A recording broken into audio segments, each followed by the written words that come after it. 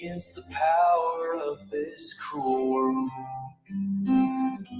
With the belt of truth wrapped around my waist, I'll stand firm, I'll walk by faith. Breastplate of righteousness guards my heart. In the gospel of peace, I shut my feet. Be strong in the Lord and in the power of his might. I'll put on the armor of God. His word will be my spirit's sword. In truth I'll stand, in faith I'll fight. In his righteousness I'll shine the light against the powers of this world so cold. In his name I'm brave and bold. Take your stand, don't back down. With God's armor every battle will be won.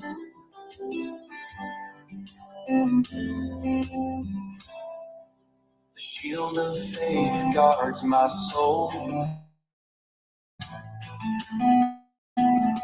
With every fiery dart of evil it quench. With the helmet of salvation I stand tall. For my against evil will not blench. The battle's fierce, but I won't fear. 'Cause the voice of God is always near. From every mountain to every sea, I'll shout his victory till eternity. Be strong in the Lord and in the power of his might. I'll put on the armor of God. His word will be my spirit's sword. In truth I'll stand, in faith I'll fight. In his righteousness I'll shine the light against the powers of this world so cold. In his name I'm brave and bold. Take your stand, don't back down. With God's armor every battle will be won. In the Spirit on all occasions, with all prayer and supplication, keep alert with all perseverance, making supplication for all the saints.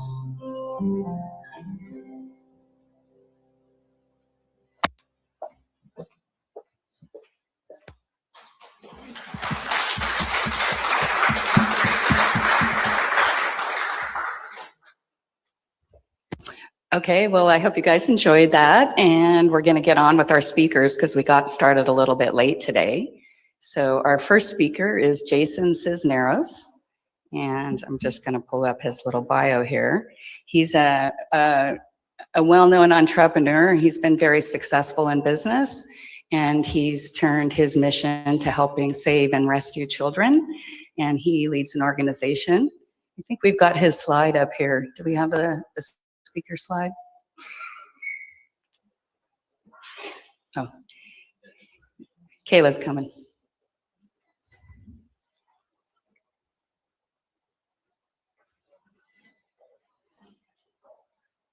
So Jason, why don't you just come on out?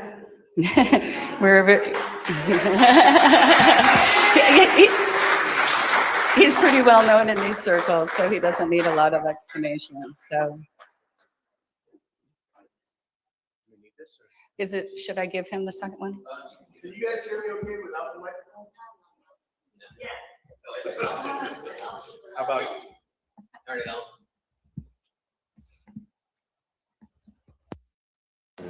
Testing. Is that better?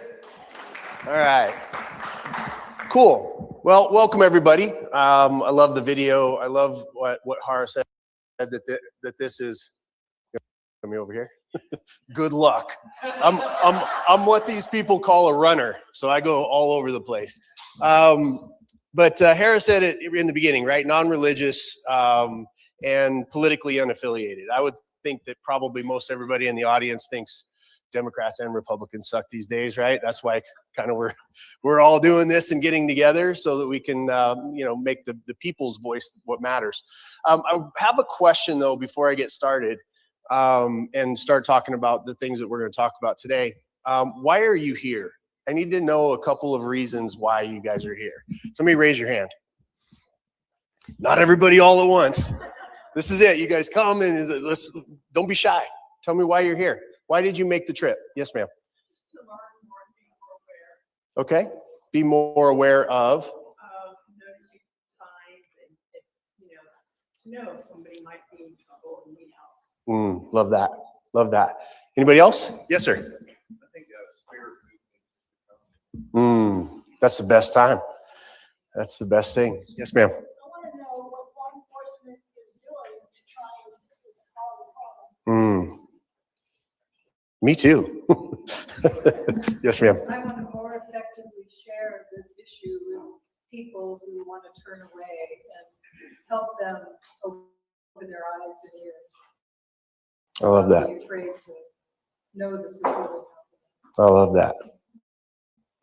Anybody else? Yes. I've bore witness and had some first-hand experience. But I want more specifically to your question, to be more active locally. Because I have assisted in other capacities in other areas when it comes to human trafficking. And it's near and dear to my heart, so I applaud you, sir. So that is why I'm here today. I'm grateful for every person here today. Awesome. Thank you, brother. Yeah, give him a big round of applause. Anybody else have a burning share? Yes, ma'am. Why are you here?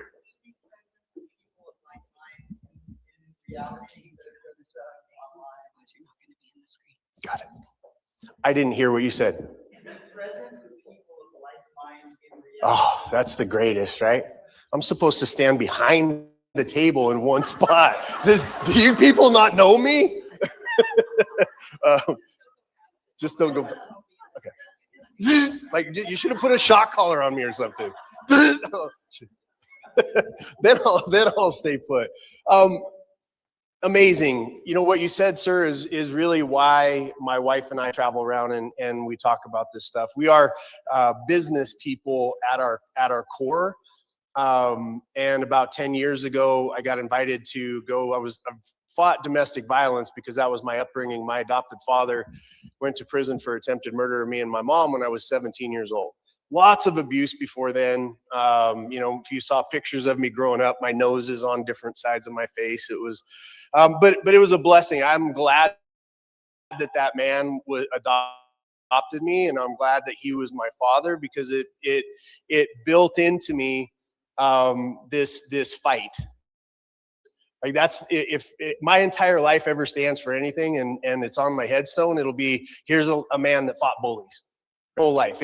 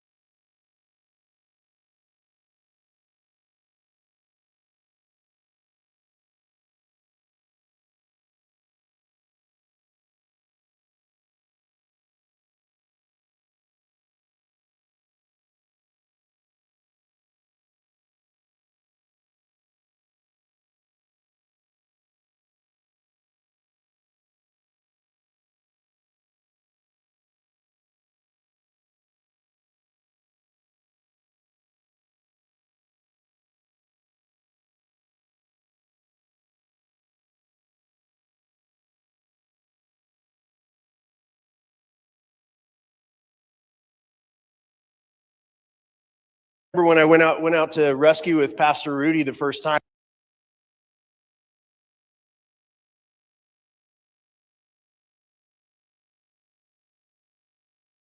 Gonzalez, and I wasn't a Christian when I met him, and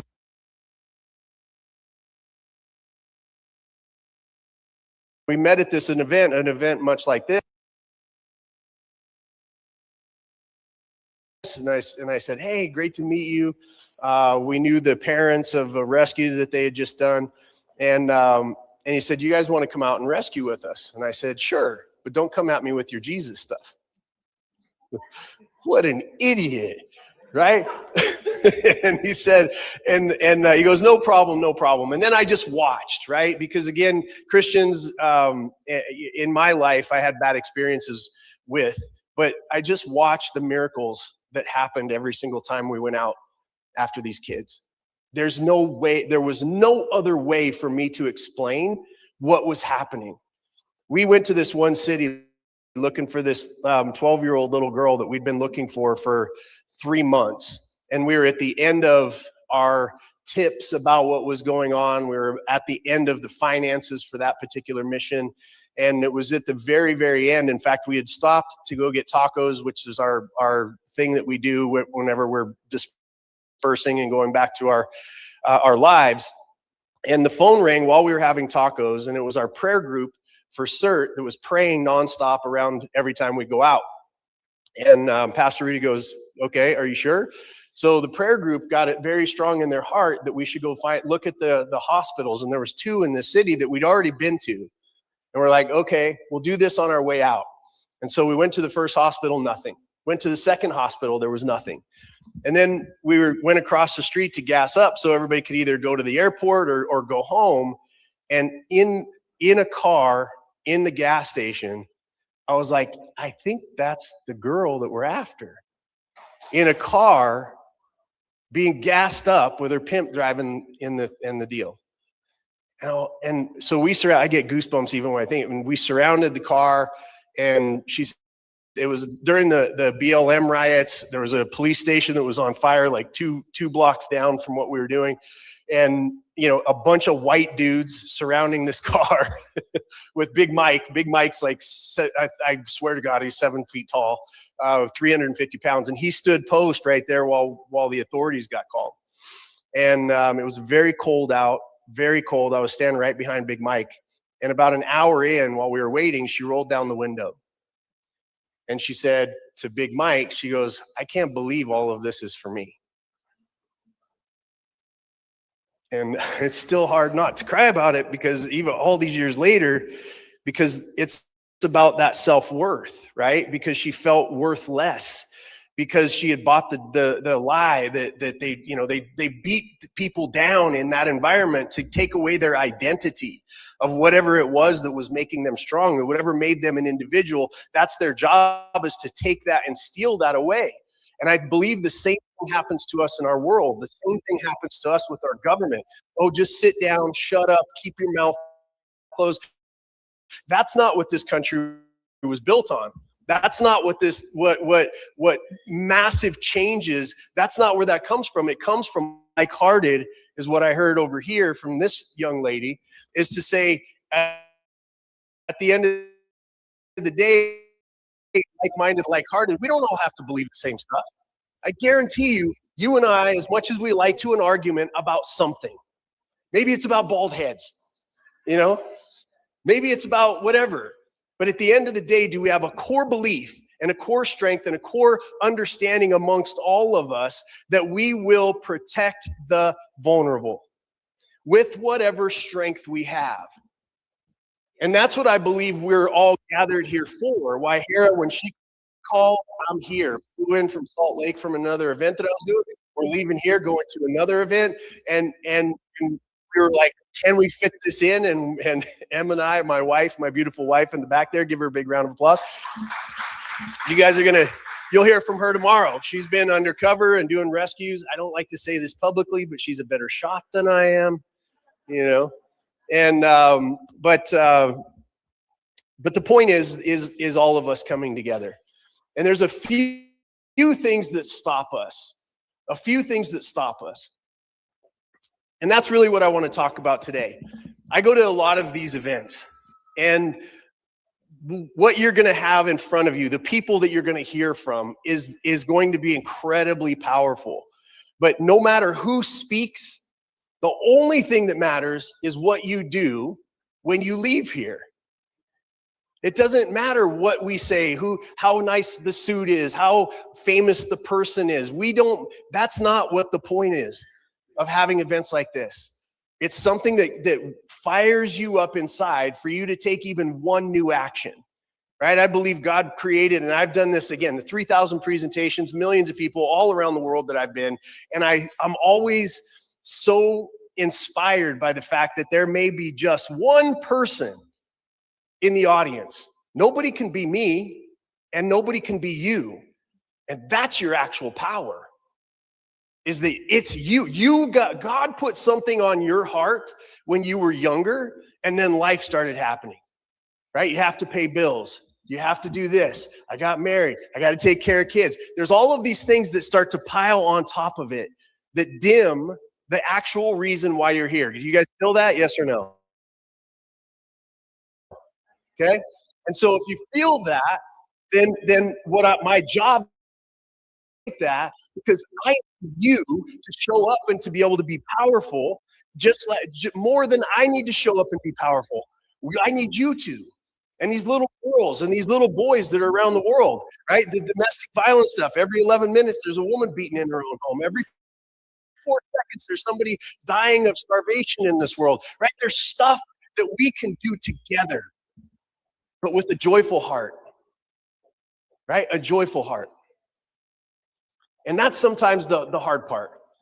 What is there to be happy about? And we get into these things online, and we go and we're like, oh, all this and this is terrible. And then, somebody that becomes famous or goes viral for something, right? They get this thing, and then they're like, oh, I got famous and I went viral for that thing, so I'm going to go chase that thing. Is that thing really the thing that we should be doing, or should we be lifting up? Should we be finding each other? Should we be coming to events like this? Should we be challenging our neighbors?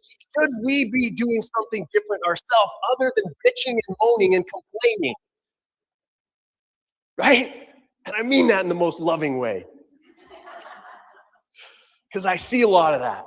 A lot of people want to say, oh, Jason, we want to get involved in the trafficking, right? We come to these things and they're like, well, and they'd ask me, how do you get involved? You get involved with your checkbook. You get involved with throwing your body at doors. You get involved by prevention and aftercare or something. If you want to help the kids, then these are the things that you do. And then I look around and I go, who stood up? Who wrote checks? Who did this? Who went and did stuff? And it's always 2 or 3 people. Out of hundreds of audiences. I'm just being honest with you. I see this all the time. The worst ones are when I go when there's tuxedos involved. Because they only went to be seen and to be seen on social media. Nothing against that. But I'm going for the hearts in the audience that are going to actually do something, right? And I don't care what it is. It doesn't matter to me what it is, because I don't know. It's not for me to judge. It's between you and yourself and whatever you believe in as a higher power. That's what matters. And so I'm going to give you a couple things. I don't know how long I have to talk, but I'm going to use your phone. When do you want me to go to? Till what, 9:15? Okay, you'll jump up and down for me. Good, okay. Because I promise I will go for 4 hours. So here's a couple of things that stop us. Everybody stand up really quick. There's this thing that's called a mask. Okay? And I've been to so many of these. Like I said, I've done about 3,000 of these. I have termed something that you guys will probably resonate with, and it's called resting seminar face. Some of you know what that is, right? It's kind of similar to resting church face, right? We went out and had some tequila last night. We're being silly, running around our house naked, doing whatever it is that we do. And then we get into the environment and we all of a sudden go, and we put on a mask. We put on our publicly acceptable mask. Publicly acceptable masks do not change anything. Being who you are, the ferocity of who you are, If you were to take off that mask, if you were to show up in your own life and you were to be who you actually are, that scares people. Ah. Let me hear you guys growl a little bit. Let me hear you growl a little louder. Ah. Yeah, see? I feel some beasts in this room, right? Okay. And so if we're walking around with masks and then I bump into you and I've got my mask on and you've got your mask on, what's going to happen? Not a damn thing, because it's a lie talking to a lie. So one of the first things that you can do to make this event the most powerful thing that you've ever been to is drop your mask. Drop it. Be who you are. There is zero in between. And that is exactly how I like it. And if you hate me for good reasons, because it's me being me. You love me, it's great, because behind the scenes, we go have a tequila together, we have coffee in the morning, we're across the world. I am the same person here that you will see anywhere else in the world. The same. Crazy, loud, obnoxious, loving, fierce. And I know that, I feel that. And so here's one of the things I want you to do. Here's a great way to get away from, get around this. And it's something that I love. Find the eyeballs of somebody in the room next to you. Find the eyeballs, stare them in the eyes. Everybody turn to each other, find some eyeballs. Find some eyeballs. Look each other in the eyes. Look in the eyes. Look them in the eyes. And say this sentence. There's some things I really want you to know about me.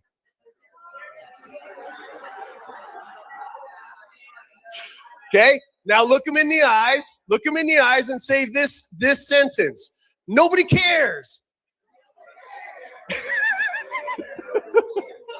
Okay? Look them in the eyes again. Look them in the eyes again. One more. Look them in the eyes again. Say, there's some things I really don't want you to know about me. Next phrase. Okay? 1, 2, 3. Nobody cares. Now high five your partner and go ahead and have a seat. Okay? Now what do I mean by nobody cares? Go ahead and have a seat. What do I mean nobody cares? Does it mean that people aren't passionate, that you're not here because you care, because you have a heart? That's not what I'm saying. What I'm saying is that most people's lives are constructed around their husband, their wife, their parents, the friends, the people that are around them, and what they think of you. What they think of you. What's that? Yeah, the dog, right? And so most of us, it's what happened yesterday, who I was yesterday is how I have to show up today, because then I might lose the love of the people that are around me, right? I am a maniac who can constantly changes, and my wife, God bless her soul, is just as messed up as I am. We don't have masks in our house. We don't have masks in our life. We don't have masks with our friends. I want to know who you are. All of the things that are broken, right? All of the things that were made you stronger than somebody else. And the pain that you went through created inside of you what I think is God's greatest gift, which is empathy, right? Caring about someone else more than you might care about yourself. And that's what I believe is in the beating heart of anybody that's going to show up to an event like this, is that you do care. But in order for you to have an impact, you have to understand that life is a blank slate. It is a white canvas for you to not ever think about what other people are thinking about you. Tony Robbins and I had a conversation one time, and I was whining about something, and he looked at me and he goes, Jason, he goes, who loves you the most in this world? And before I met my wife, it was my mom. It was an easy answer. He goes, what do you think she's thinking about right now? I go, I don't know. You know, and he kind of smiled and gave me that irritating, chin rub. And I went, oh, she's not thinking about me. Oh, really? Nobody's thinking about me. They're thinking about their own stuff. They're thinking about their own lives, right? And if they are thinking about me, generally speaking, they're not thinking good things about you, right? They're thinking, oh, how dare she step out? How dare he step up? How dare he say those things, right? Wait, that's the interaction. So if we all understand, drop our mask, be who you are, you're going to attract your tribe. That's why I'm here. That's why when HARA calls, I come, because she's my tribe. Do we believe the same? No, we don't. But I know that woman's heart. I know that woman's heart. Every one of you is here because she's fierce, right?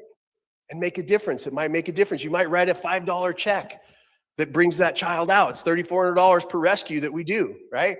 It's about $10,000 a year for domestic violence occur. It's about $1 to feed somebody. Like there's all of these things that you can do, whatever it is that's on your heart, whatever it is that is inside of you, not what I'm doing.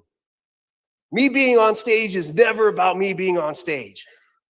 It's about waking you up, right? I love Awake and Bold. First you wake up and then you get bold, right? And then you get bold.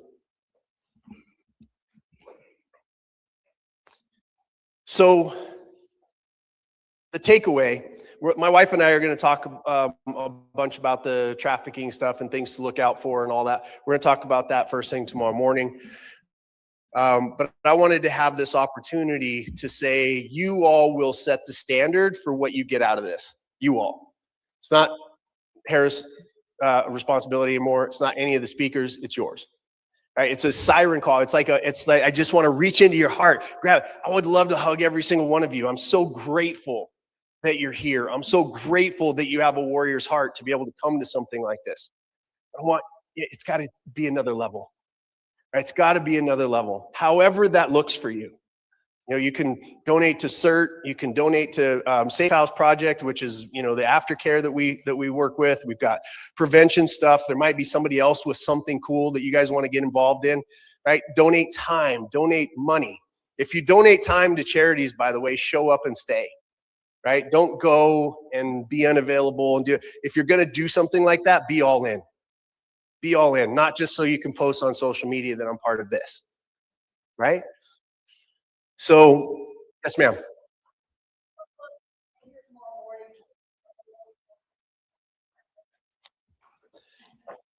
Yeah, it's which one do I pick from? I'll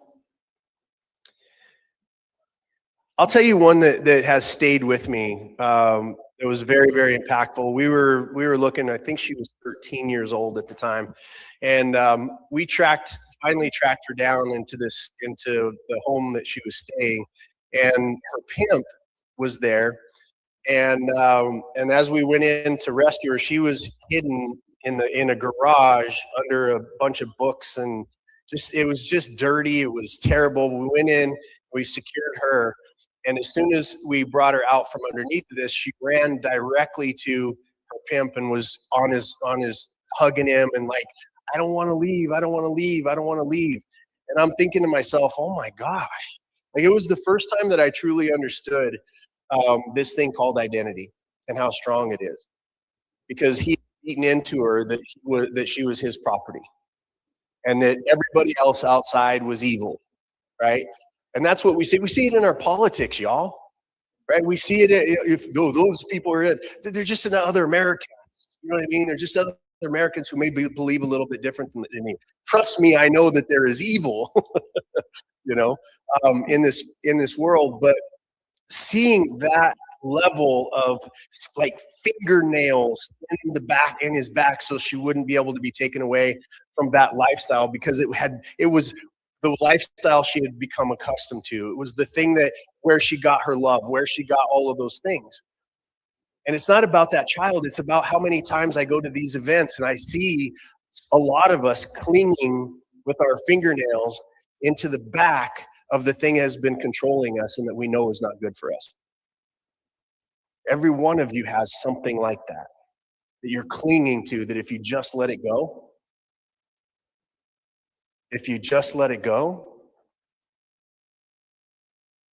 it's going to get better on the other side. It happens over and over and over again. We don't think about it. We were like, oh, it's them. I'm going to rescue those kids. I want to da-da-da. Pastor Rudy had a phrase that said this phrase that bothered me for about a week. He said, a slave cannot free another slave. And it was so powerful for me to understand that. Because I had to look inside. What was I slave to? What were the things that were holding me back from wholeheartedly and full-throatedly speaking and doing the work that I could possibly do? It drove us back, my wife and I, back into business. I sold my businesses back in 2019, completely free financially. And it drove me back into business because business owners are the most heartfelt, giving human beings on the face of the planet. And by the way, in business owners is where we have our actual freedom. It's called diversified finance.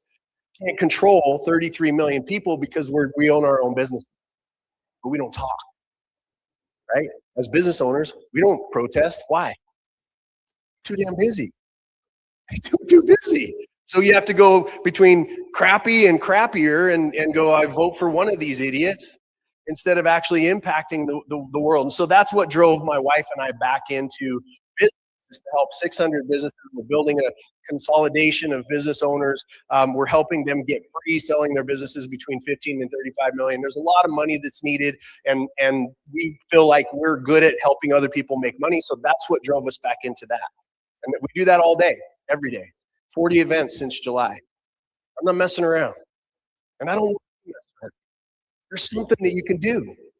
Maybe it's been your whole life. There's no such thing as being too young, too old, too medium, too poor, too rich. There's nothing. The Bible's full of every single kind of excuse you can possibly make. I know it's not religious, but the Bible's a dang good book, you know?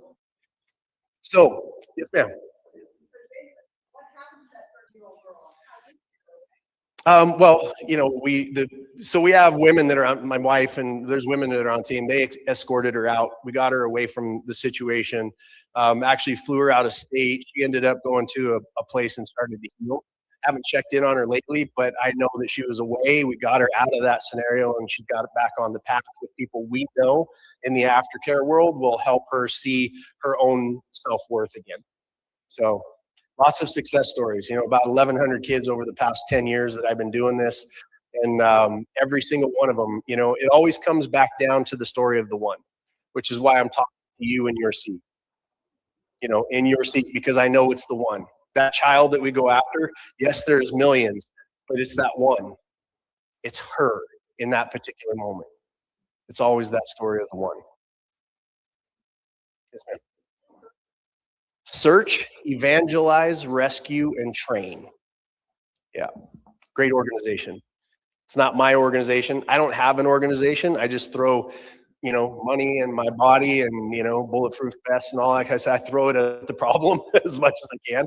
My wife and I are starting a foundation, but that'll be probably in the next 6 months to a year that we'll be doing that as well. But you can follow us and let us know, everybody that we work with, or that we say the name of their organization, we have vetted for you. We know where the money goes.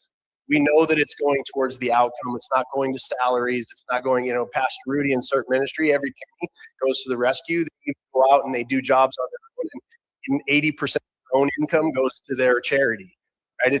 These are not people that mess around. These are people that are committed. So I love that. Yes, sir.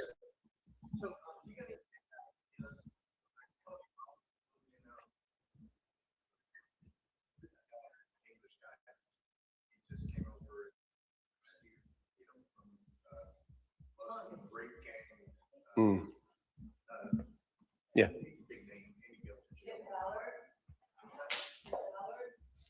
Yeah, that was OUR. Anyway, the big idea.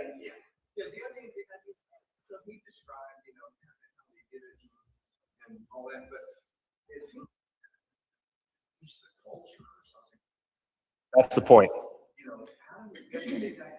Yeah, well, here's what I'll tell you. The big idea is anybody that is self-aggrandizing about the rescues that they do, they're not the organization you want to give your attention to, okay?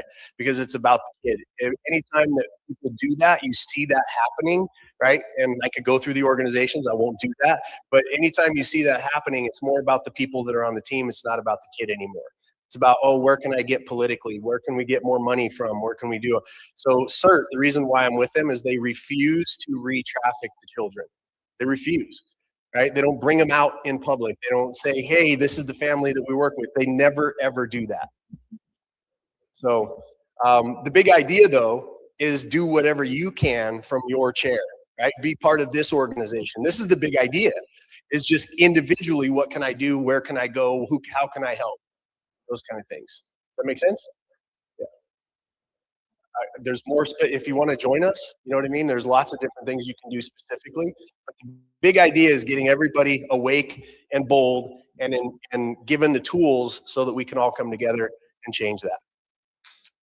Thank you very much. Thank you, Jason. Thank you, guys. I just want to say that, like, Jason's out there in a major way. Like, he's rescuing children. That's something that none of us are probably going to do in this room. And, like, that's a very specific situation that Jason and his wife are in. We work with those people. But for everybody here, there's something you can do. And so, like, a grandmother sitting on a couch saying, well, what am I going to do? Knit a blanket. Give it to a safe house to a child. You can drive a car, maybe take a kid to their doctor's appointment. It's like the most important thing is that's a very, very special, you know, conversation about rescuing and things like that. But we can all do something. We can all do something by just knowing to take care of everybody. We've lived in a world where everybody's doing their own thing, and we're so busy that we really can't spend the time looking going on in our environment. So just by what you can do is just saying, hey, you know what, I'm going to look at, we have somebody tomorrow that will teach you about situational awareness, which is for everybody, but it's for kids too, to be able to know, to look at people and to be able to read them in a way that you know if you're possibly in harm's way. It's as simple as that. It's just an awareness. It's just building a muscle to not be like in your own world totally, and just to join the community, your community, wherever you are.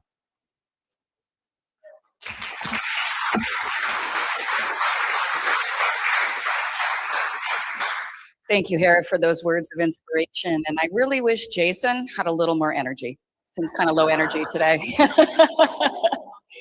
Okay, our next person on the roster is Hannah, and she's one of the co-founders of Awake and Bold. Elena, sorry. Yes, Elena. And she's going to be coming up to talk to us.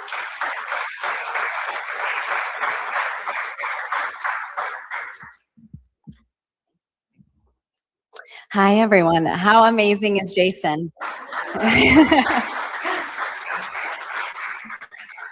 He's awesome. I love both him and his wife. They are the real deal. I'm honored to know them and be part of this event. I'm so glad that they came, and I'm glad you guys are all here. They did want me to make a quick announcement. Their bathrooms are located in the back, as well as some coffee and water. So if you need that at any point, feel free to do that. So my name is Elena Huggins. I co-founded Awake and Bold with Hara. We probably are the most unlikely duo. I met her at this political event, which she's not very political. I'm not either, but we happened to be at this luncheon during COVID, which none of us like to be controlled. So that's probably why we were there. And so I remember coming into that restaurant, and I sat across from her. And I was, and you know, if you know Hara, she was wearing her off-the-shoulder top. She had a cowboy hat. And I was thinking to myself, like, who is this woman with this cowboy hat and this New York accent? And then she was thinking, who is this blonde-eyed Christian preacher girl? Like, what does she know about anything? But we sat there and we quickly realized how much we had in common. And she had recently found out about human trafficking, and I had found out about trafficking in 2009. And one thing led to the other, and we just decided that we were going to be friends.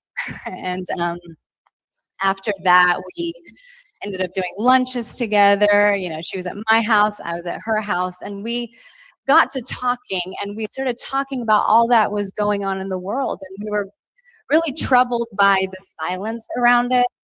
And we're like, we got to do something. We got to wake people up, you know? And so as the conversation went on, we're like, well, we can't just inform people. We can't just wake them up. We got to empower them. We got to do something more bold. And that's how Awaken Bold came to be. And so since then, it's morphed into this amazing thing. And really, it was just doing what's in our hand. And so that's how we formed that. But just a little bit about myself. I immigrated to the United States in the late 80s. And also I'm an entrepreneur as well, and author, and wrote this book. It's called Untwist Me, and it's a book that I never planned to write. And it's about mental and emotional health, and I believe we often complicate mental and emotional health. And so what I've done, in over 20 years, I've worked with trauma victims, with trafficked kids. I have spoken across stages and have been in pastoral care. And there are certain things that I have noticed over the years. And so what I've taken a lot of mental and I've complicated, then we feel powerless.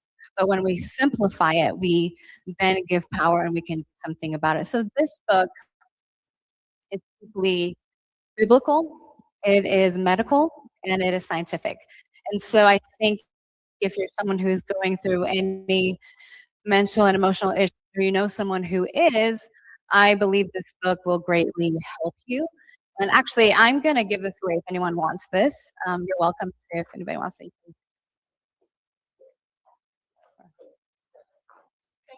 welcome.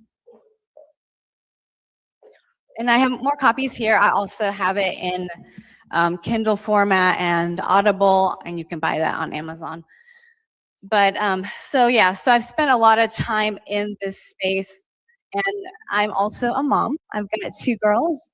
They are preteen and teenager, so it's really fun right now. I would say probably my greatest work is being a mom. I love my kids so much. I never thought that I even wanted to be a mom. And I will tell you that I have been talking about this issue of human trafficking probably since they were 5, and just allowing them to be super aware of what's going on in the world. And so having said all of that, I think when it comes to human trafficking, I think like many of you, and even as Jason shared his story, when I first found out about trafficking, it was back in 2009. I was living in Australia at the time. And I was so shocked that something like that existed in the world. And I didn't sleep for days. And I knew very quickly that I had to do something about it. I couldn't just know this information and be quiet. And so I quickly got involved with an anti-trafficking organization that is a massive one right now worldwide. And my role in that organization was I was head of the research department, and my job was to find out why trafficking exists. Why do people, specifically men, but why do they travel to, at that time, this was in 2009, but why were men traveling to Cambodia and Thailand to have sex with little girls? That was my job, to find that out. And so as I was researching, I realized that the porn industry was one of the massive culprits to this issue, because with pornography, it's something in us that is never satisfied. People are always searching for novelty. So regular porn doesn't do it for you after a while. And so what happens when you start going deeper and deeper into this world, you start looking at kids, and you no longer look at people as people. You start looking at them as objects for your pleasure. And so that's when someone would watch this, they would then, of course, act it out. And so that was what a huge reason why. And now it's become, it's evolved over the years, but now it's a lot of parents that sell their kids, definitely teenage runaways. And there's a whole obviously system. If you dove into Epstein files, it's really troubling. And I knew about a lot of things years ago, but it is still such a hard pill to swallow. I remember the first trafficked kid I met was an 11-year-old that had been gang raped, and she had been sold by her mom. And I think when you hear all this stuff and when you start diving deep, it's very difficult to understand why people do what they do. And with trafficking, it's not somewhere out there and just in big cities. I mean, it's here local. I was actually part of a bust, you know, I think it was like 12 years ago, right over here. And honestly, 3 months ago, there was in Hendersonville, which is where we are, we're in Hendersonville. 3 months ago, this guy, which I know, he would help, you know, foster kids and homeless youth. And he is now in jail, in prison for trafficking, for sex trafficking. This is 10 minutes from here. And we think that it's not here, but it is. And so we always love to look at things from such a distance, and we always feel like, oh, what could I do? And I know a lot of these subjects have been covered and will be covered. But with trafficking, it's become this thing because there's so much money. And the deeper you go into a world of darkness, your lines get really blurred. And what I've realized over the years, the only way to understand is you have to have the correct framework. There's a God in heaven and a devil in hell. And there is good and there is evil. Whether you want to acknowledge that or not, it doesn't matter. Anybody, I don't care what you believe. When you start getting into these worlds, you quickly recognize that there's another spiritual force at play. You quickly recognize that you cannot sustain being in these environments without knowing God. You just can't. It will crush you and it will destroy you. And even like there is the president of El Salvador. I don't know if you've ever heard him talk. El Salvador, the most corrupt country, the murder capital of the world. There's massive cartel everywhere. They turned that country around by praying, by seeking the face of God. And then what he said is when they would go into these cartel families' homes, there was altars to Satan in each of their homes. There is other powers at play. And when you don't have that framework, your brain cannot comprehend this issue. And the evil, where you go, you start you start uncovering things that your brain can't understand. Because this is what happens, is if we understand, and there was a beautiful song about God, we don't fight flesh and blood. It's principalities and powers of darkness. The scriptures say that. And when you understand that, then you understand that people who engage, and I have seen a lot of crazy things, but the reality is when you walk and you work with people, and there's a lot of people who've been trafficked with occultic things and satanic worship, and when you deal with people like that, there is a demonic spirit that a person starts giving themselves over to. A lot of people in high positions do that because they believe that they gain power from doing this. They believe there's certain powers that they gain, and the devil does give them that, but there's always a price to pay. And so when you understand that world and you don't know God,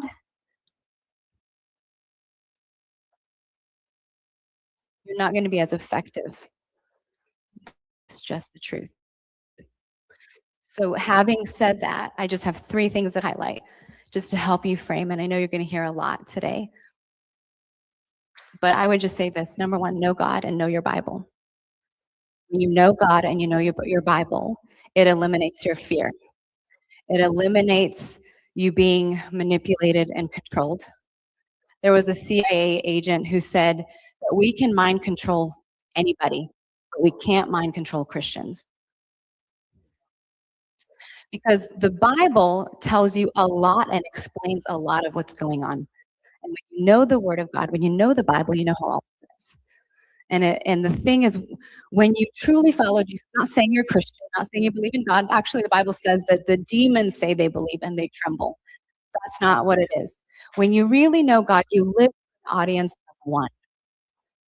like our world, and like Jason talked about, this mask, that's our world. But when you follow Jesus, you stop caring about what people think, and he gives you a boldness and a power because you're just honoring him. So your integrity is intact, mission is right, because you're everything you do is for him. And so the beauty when you know God and you know the scriptures, so many things change. I mean, Russell Brand, Tucker Carlson, Tim Allen from Home Improvement, they started reading the Bible and it blew their mind. That's what happened to me. I was in the pit. Statistically, I should be dead or on drugs. But the only reason I'm not is because I met God. And I started reading the scriptures and it started changing my life. And I started recognizing patterns, understanding what's happening, and it eliminates your fear and it gives you clarity and it keeps you grounded. When you chase this and you chase that belief and you're here and you're all over the place. So when you have that intact, and I know I wasn't planning to talk about this to this level, but I really am pressing this because if you get this, you will get everything else. We're so worried about the solution, but if you don't resolve this, if you don't resolve where you stand here, then you will be crushed by other things. If you resolve this will change the game 100%, and it will embolden you. So number one, know God, know your Bible. It eliminates fear. God will guide you. Like he even shared the story, and this has happened to me so many times where God will speak to me and show me things. And there is things that only God can give you and fill you with that men cannot do for you. And so there's so much amazing things that happen when you align this. So know God, read your Bible. 2, ask questions, be alert, and stay grounded. It's really important that we always have our ears up and our radar high. If something feels off, it probably is. If we're aware of our streets, if we're aware of our environments, like being aware of family dynamics and what's going on, and there's something off, report it. Be aware, be alert, and ask questions. Like I remember when I did my trafficking, when I did the bust, I wasn't planning, I was just driving by and something looked suspicious, and it was like a massage parlor. I went inside and I just acted really ditzy, which was easy to do when you're blonde.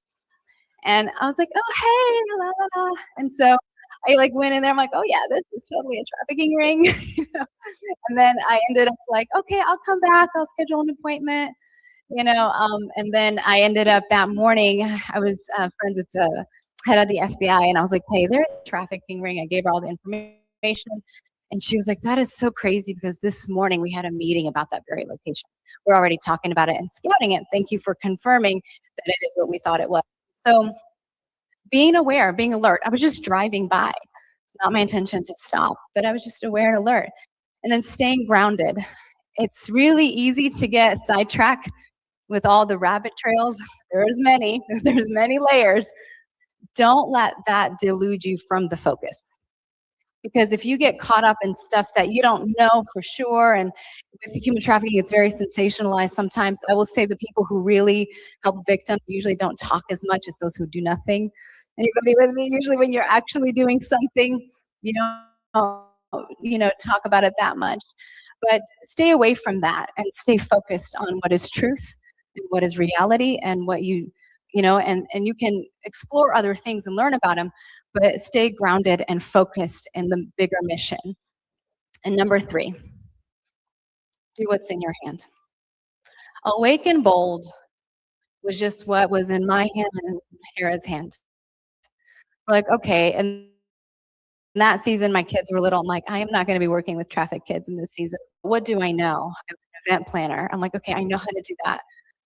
Hara's like, I'm a networker. I know everybody, You meet Hara, you're like, whatever you ask, my answer is yes, because she's amazing. I love her. And we were just like, well, what can we do? Okay, people, I know how to do this. Okay, let's do this. It wasn't about the big thing. So many people chase the big thing, but it's like, if you do what's in your hand to do, and Jason touched on this, and I love that because it is the truth.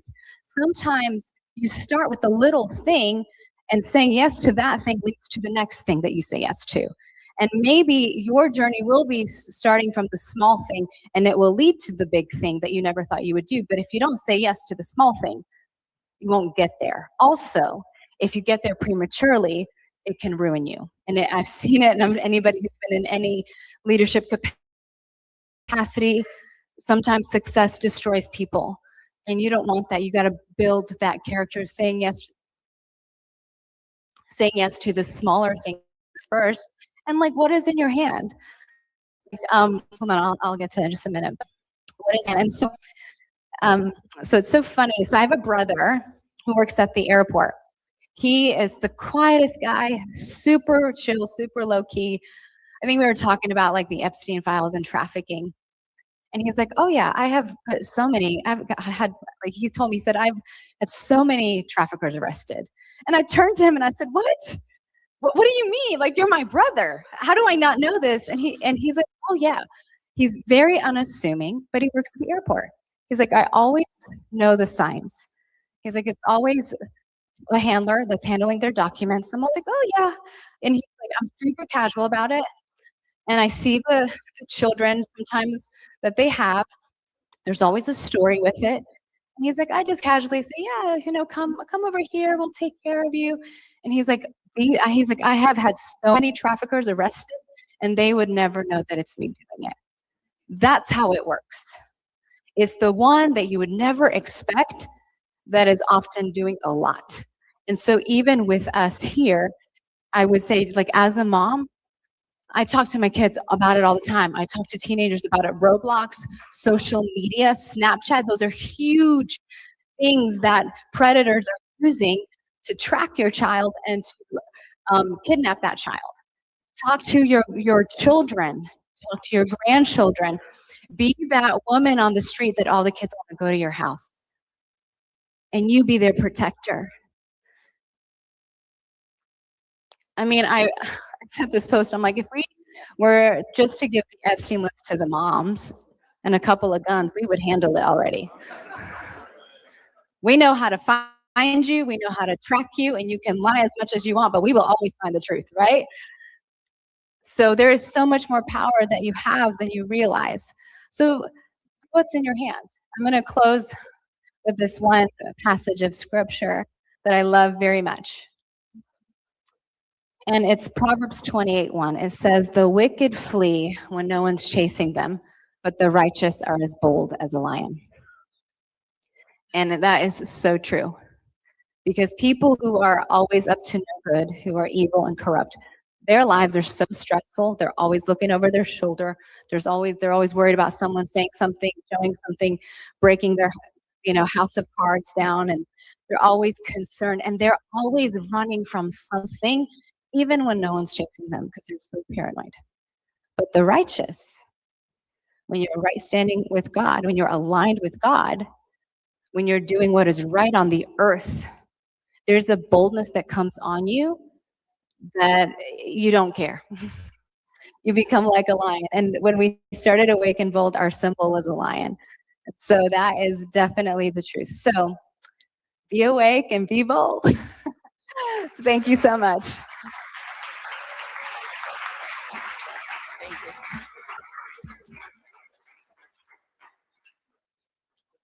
Well, thank you, Elena. That was definitely inspiring, and it's great to hear people's personal experiences.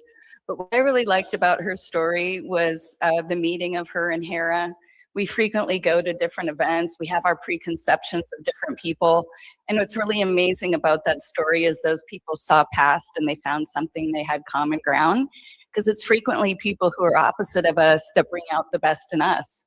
So let's just try to put our misconceptions aside and work together, because there's probably some people here today that you're going to meet, that you're going to know for a long time. And that's how many of us are at this event. That's how we met and how we're working together today. So our next speaker is Natasha.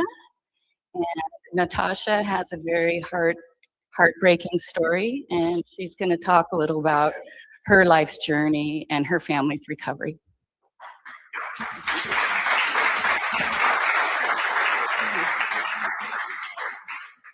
Hey, how's everyone? Kind of bear with me. This is the first time I've been to this capacity to talk about me and my children and our journey. Can you hear me? Okay. I'm Natasha Outlaw. That's my real name. It's not made up. I'm halfway good, halfway bad. Depends on who you ask. I'm here because my children. Is that better? Okay. All right. My children and myself survived abuse from my ex-husband.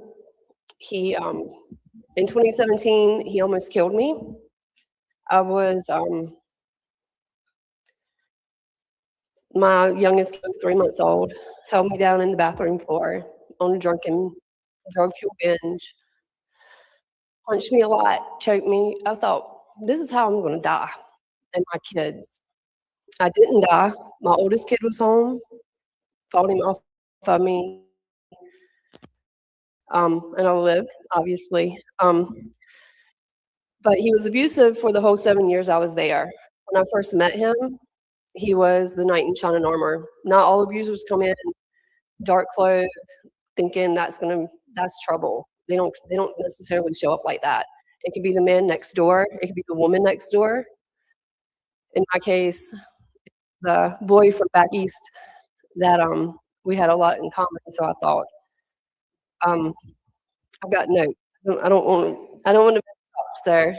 But he was charismatic, very upfront about his past. He was recovering. He was not. But so we went into a relationship together. 3 months into it, I wound up pregnant with our son. He wasn't supposed to have kids. He wanted to create this life and this family and upgrade me because he came from money. I did not. I've worked and fought for everything I've got. And that's one of the first red flags. When someone's trying to take you and upgrade you, and they start, switching your phone from your name to theirs, bank accounts from your name to theirs, putting you in a house that don't have your name on it. Just anything that I took in there, he took away. He gave me a better life. And if you ask half of the people now, that I was the lucky one. I was not the lucky one. But fast forward, I got pregnant with my son. I had him in probably around 6 months. Maybe a little bit old enough to start using an iPad. I would come home and find my child watching pornography. At an age where he could not even speak, but say mama and dada. And when I confronted my ex, usually I was laying on the floor, beaten bloody because I said something about it. Or he would come back as, oh, I must have left it on the iPad. And what he was doing was grooming my son for what was yet to come. And it's a desensitization, really is what it is. If you expose a kid to pornography, they don't see it as being something that's bad anymore. It's something that's of the norm. So when you start being touched by your parent or a friend's neighbor or your friends or anything like that, you don't think anything about it. It's normal. I watched it on the iPad. These people seem to be having fun. He told me it was supposed to be fun. And I didn't know any of it was happening until many years later. And I'll try to speak very quickly. I'm not sure how much time I have to get to that point. But a lot of fighting. And this went on for years, the pornography. It took him that long, very strategically, to figure out if I expose this little boy to this much pornography. And it's not just your run-of-the-mill pornography. It's kind of like how Elena said. It starts out very basic, but then it gets very graphic. The stuff that I would find on that iPad that my son was watching, even at a year old, was, you can't even fathom the stuff at just a fingertips expense on a cell phone or computer. And there's my little boy watching it. So I was trying to get out of the relationship because it was very abusive. He never stopped being very violent. I would wake up being pinned down, face down, arms behind my back, him doing whatever he wanted to do to me. Wasn't allowed to go to the doctor, no matter how bad the beatings or the sexual assault was. And if you're in a relationship or you know someone that's in a relationship, rape is rape. It doesn't matter if you went into that relationship committed. It's your body, and you protect it and you speak up for it and what you have to do to get safety. Don't accept things like I did for probably about 7 years. But anyway, I was on my way out, trying to get out of the relationship, and I was working. He was taking the money I had, and then held me down. He was very, very smart the way he thought. He was very keen on my cycles. He knew about the right time to do the right things. So I got pregnant after 2.5 years with my daughter. Beat me in the stomach with a laptop with her. All the time, he's still doing all this stuff, sexualized desensitization to my son. And fast forward, I finally got out of it. And in 21, I was watching one of my best friend's little boys. And all of a sudden, they just kind of cut us off. They didn't have anything to do with us. They wouldn't return my calls. They didn't want to have play dates anymore. And I guess about 4 or 5 months later, she kind of called me and she was like, hey, we're going to have, such and such birthday party. I kind of want y'all to come. So we came. And she pulled me to the side about halfway through that birthday party. And that's the day that my world kind of stopped and shattered. And like all the things I didn't see but saw, all kind of came full circle with me. She said, the reason that we quit having contact with you is because my son came forth and told us that your son, while you were watching him, taught him how to do oral sex on him. And that it wasn't that weird when he got him to pull it out, do all this stuff, but it was weird when he made her son put his mouth on my son. I immediately packed my kids up, put them in my car, and I sat there for a minute. And it had to be the voice of God, because immediately you're like, you don't know what to do. You're kind of stuck between a rock and a hard place, right? So I sat there calmly, and I just said, hey, bud, I need to ask you something. Like, and you're not in trouble, and you're very brave, but I really need to know the truth. And at first, he denied it, and he denied it. And I was like, so we'll just say M is his friend, just for purposes. So M's not telling me the truth. It's all made up. So I need to go back and talk to his mom. And I think immediately by then, I had put his dad in prison because he was going to kill me with a gun. It had nothing to do with the abuse. It had everything to do with something that wasn't related to me, because they didn't care that if he killed me or they hurt me or what he was doing with my son with the pornography. Zero cares. But they cared that a felon had a gun. And there he went, 2 years away. But when my son finally put 2 and 2 together, that he had no longer had to see this man, you could see that flip in his brain, and the tears came, and he screamed like this primal scream that God did it to me. He made me do it to him. He made me do it to my sister, and he did it to my sister. And it happened a lot, Mommy. And I sat there with that for a second, and I said, I need you to tell me that one more time. Because surely I wasn't hearing what I thought I was hearing, right? That's exactly what I heard. So I got home, and I called the police department of the county that I live in, and an investigation started.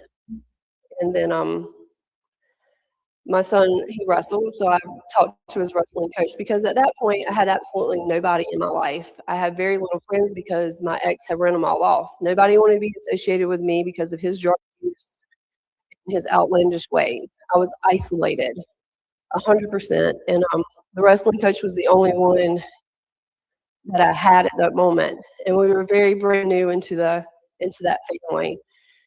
And being a wrestling coach through all of these trainings on things like this, which makes you a reporting entity. And that's exactly what his coach said. I have to report this. I said, by all means, do me that favor, because if it's one voice, 2 voices, the more I can get, the better off we'll probably be.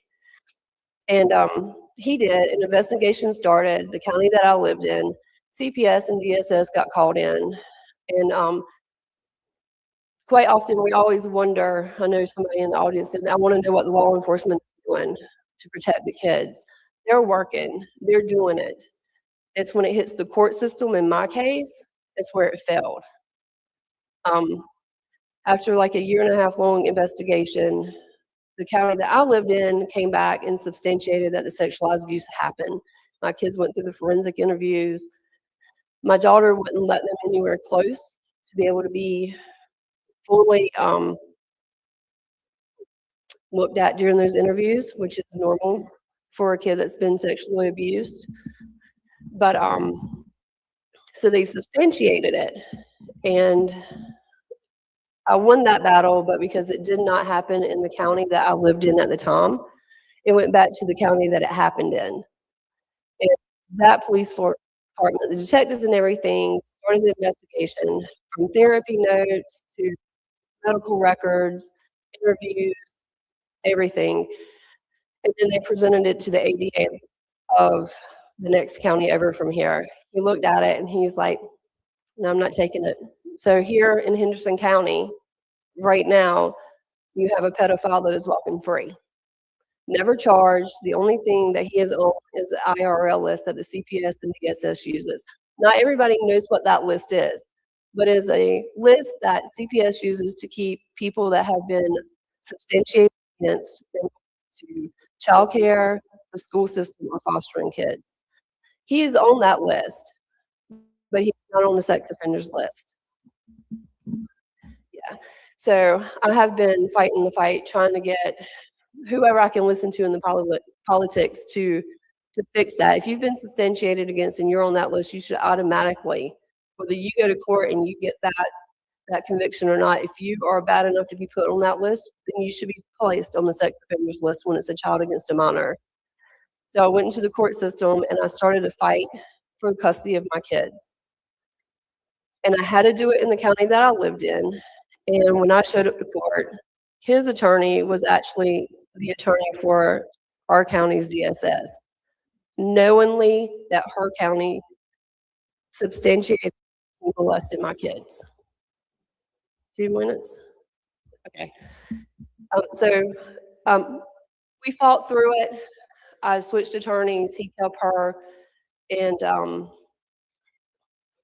I won custody. I'm currently in a court battle now with a TPR. But some of the red flags, when you start noticing when you walk into a room, you have a friend that walks into a room and your kid is terrified of you and you've done absolutely anything to that kid and they cling to that other parent, that's a red flag. Not everything is black and white. There's so many gray areas.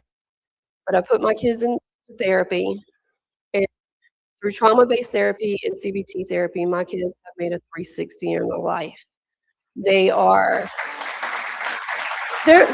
pretty spectacular kids. You wouldn't really know all the trauma and stuff that they've been through just looking at them, because they're able to laugh now, they're able to smile, they sport, they do things. So just kind of educate yourself. If you take anything away from what I'm saying today, I want it to be the abuse that we survived. But educate yourself on the red flags of how an abuser comes, because it's very slick on how they do things.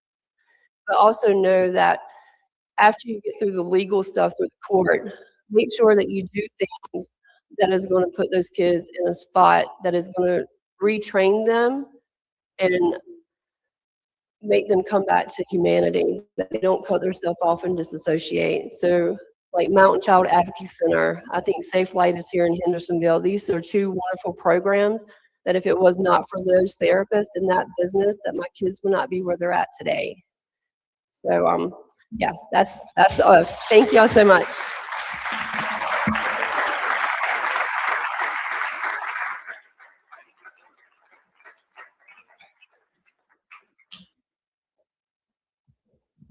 Okay, wow.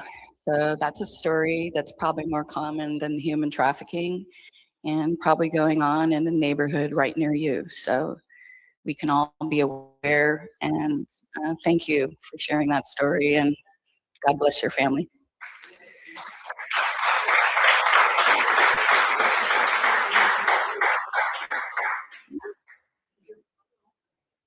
Okay, so our next speaker is Moms for Liberty. Excuse me.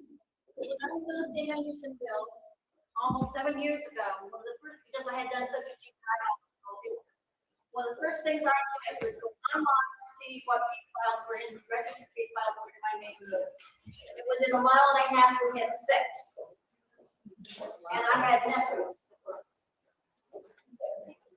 Like I said, they're in every neighborhood, and at least we have some reporting and we can go online.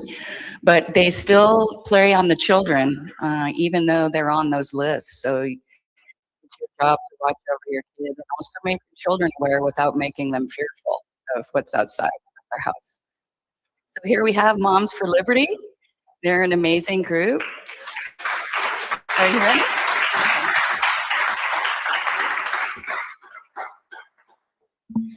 So, good morning. My name is Stacy Metcalf, and I'm vice chair of our local Moms for Liberty chapter, Moms for Liberty in Buncombe County. And so I want to clear the air a little bit because Moms for Liberty really does get a bad rap. I am not a fascist. I am not a neo-Nazi. I am not a book banner. I am also not a national speaker. Just putting that out there. But what I am is I am part of a wonderful group of parents and grandparents, aunts and uncles, just average, ordinary people who have a heart to protect our children, to protect our families, and to protect parental rights at all levels of government. And so our chapter in Buncombe County started in 2023 by Kim Petit, who's in the back. And I joined shortly thereafter. I used to work in Buncombe County schools, and I have a valid, very deep concern about the lack of transparency to parents in our local schools, and especially with regard to gender ideology. So today I would like to reveal just a few of the dark secrets of gender ideology, talk with you about the importance of legislation, and then also provide some practical steps for you to protect your family. And so I would like to begin with a video, and it's of a wonderful mom.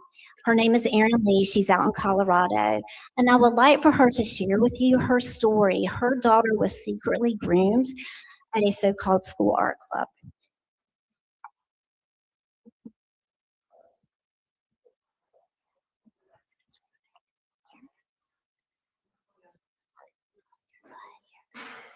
I'm a mom in Northern Colorado, and my little girl, which is 12 years old, was targeted with gender ideology in her public school 6th grade classroom. She thought she was attending a HARA club, and when she got there, it was Gender and Sexuality Awareness Club, or GSA. And an ASA activist had been brought in to talk to the kids about puberty block, polyamory. They told her if she's not comfortable in her biological sex, that means she's transgender. They told her that she didn't know who she's sexually attracted to, that means she's queer. They handed out a contact number to reach the activists. And they told her parents might not be safe if they could lie to your parents about this meeting. Nothing in life prepares you for that moment when your child comes home from a regular Tuesday at school and they're completely confused with transgenderism, which is something we had no knowledge of prior to that day. It was a range of emotions. We were scared, we were angry that this had happened to her, we were sad that she was already in this deep state of confusion, and we hadn't been notified of what was happening. And so we tried to do things the right way. We followed the proper channels, the school and the school board, and we got some answers from them. In fact, we got pushback. And all of the avenues that we took led to them being proud of what they had done with it. Unfortunately, gender ideology takes a strong hold of vulnerable children, and she really identified with that transgender label, and it took 9 months to pull her out of the dark. So after the 9 months of dark, clouded confusion had been lifted, and she began to realize what had happened to her. She was angry. We watched the As a Woman movie, and she said, "Mom, why didn't I understand this was happening to me when it was happening? Like, what can I do to make sure this doesn't happen to other little girls?" And I said, "You let me tell your story." And so it's with her full support that we have been so vocal in public with what happened to us. We feel an obligation to protect others. I cannot express enough how scary it is to go public with a situation like this that could do your own child. And what I've learned is that there are thousands and thousands of parents like me, just in the state of Colorado alone, who've been affected by this agenda, and they're afraid to speak up. So when we went public, of course, there was a lot of hate that came at us. We're called hypocrites and haters and murderers. There's so many people who care about the issue and they're appreciative that we're speaking up. Parents' rights are under attack throughout the country, but especially here in Colorado. I feel like we're ground zero for the government taking authority over our children. There are laws in Colorado that were mostly passed in 2019 that really usurp parental rights and enable 12-year-olds and up to be the steward of their own mental health care decisions, that their therapists only affirm gender confused view. And so when we reached out to doctors, therapists, for what happened to their daughter, made things worse because of these laws and because of the mentality that as parents you must affirm gender confusion, that you are hateful and bigoted and you will harm your child and cause them to be suicidal if you don't go along with the gender confusion. And we knew as parents that was not the right answer for our child. We had to stand between this confusion and her well-being. And so we in school, we took the approach of not affirming for male, and we saw it all from church, from family organizations, faith-based. We removed the negative influences in her life and replaced them with positive influences. Because affirming children in this confusion is more harm. So after this happened, I learned how to record request, which no one ever done before. And I learned how to look at you can see their emails, their calendars, what they're doing. And what I found is that there's a deep agenda in pushing children. I found a 15-page agenda that has a gender support plan with it. The question is, are the parents supported? If no, how do we accommodate? So their plan is to transition kids and allow the parents right off the bat. When your child suffers gender confusion, the world tells you to go on with it. You must affirm it, or you're a hater, you're unloving, you're unsupportive. And I've received all of those criticisms. But now on the other side, my daughter, the dark cloud has been lifted, and she's back to her old self, the new improved, stronger version of herself. I understand that we have to trust our instinct as parents, and the best thing we can do is not lie to our children. My daughter is thriving, has completely desisted the transgender identity. It's been almost 3 years now, and so she's had a lot of time to heal and to reflect on what's happened to her. And she's even in a place now where she has compared to other people going through this. She sees someone who is clearly suffering gender confusion. She'll approach them and pray for them and give them advice, help them get to the root of where the confusion came from, and just share her story of prior to this happening. I would self-describe us as sleepwalking parents, blind and trusting the schools, lazy Christians, and I was raised with ritual relationship. With him, my husband was raised in an almost anti-religious household, and this happened, and the only way to overcome it is with his parents. And so our whole family has embraced relationship with him and have really grown in our faith. And we all share together, and we're a better family because of it. This of our children with gender ideology is a spiritual battle. And truly, we saved our family when we people for finding power and principality. This is called early fight, and there's no way we could have made it through the And I think the most important thing we can do for our children is to teach them God's truth, that we are made, not make mistakes. It's the way that we can save our children. This is such a cultural issue. If not in public schools, they see it on TV, in commercials, on billboards. It's just common for them to people. So we've got to put our kids with the knowledge that God made us perfectly.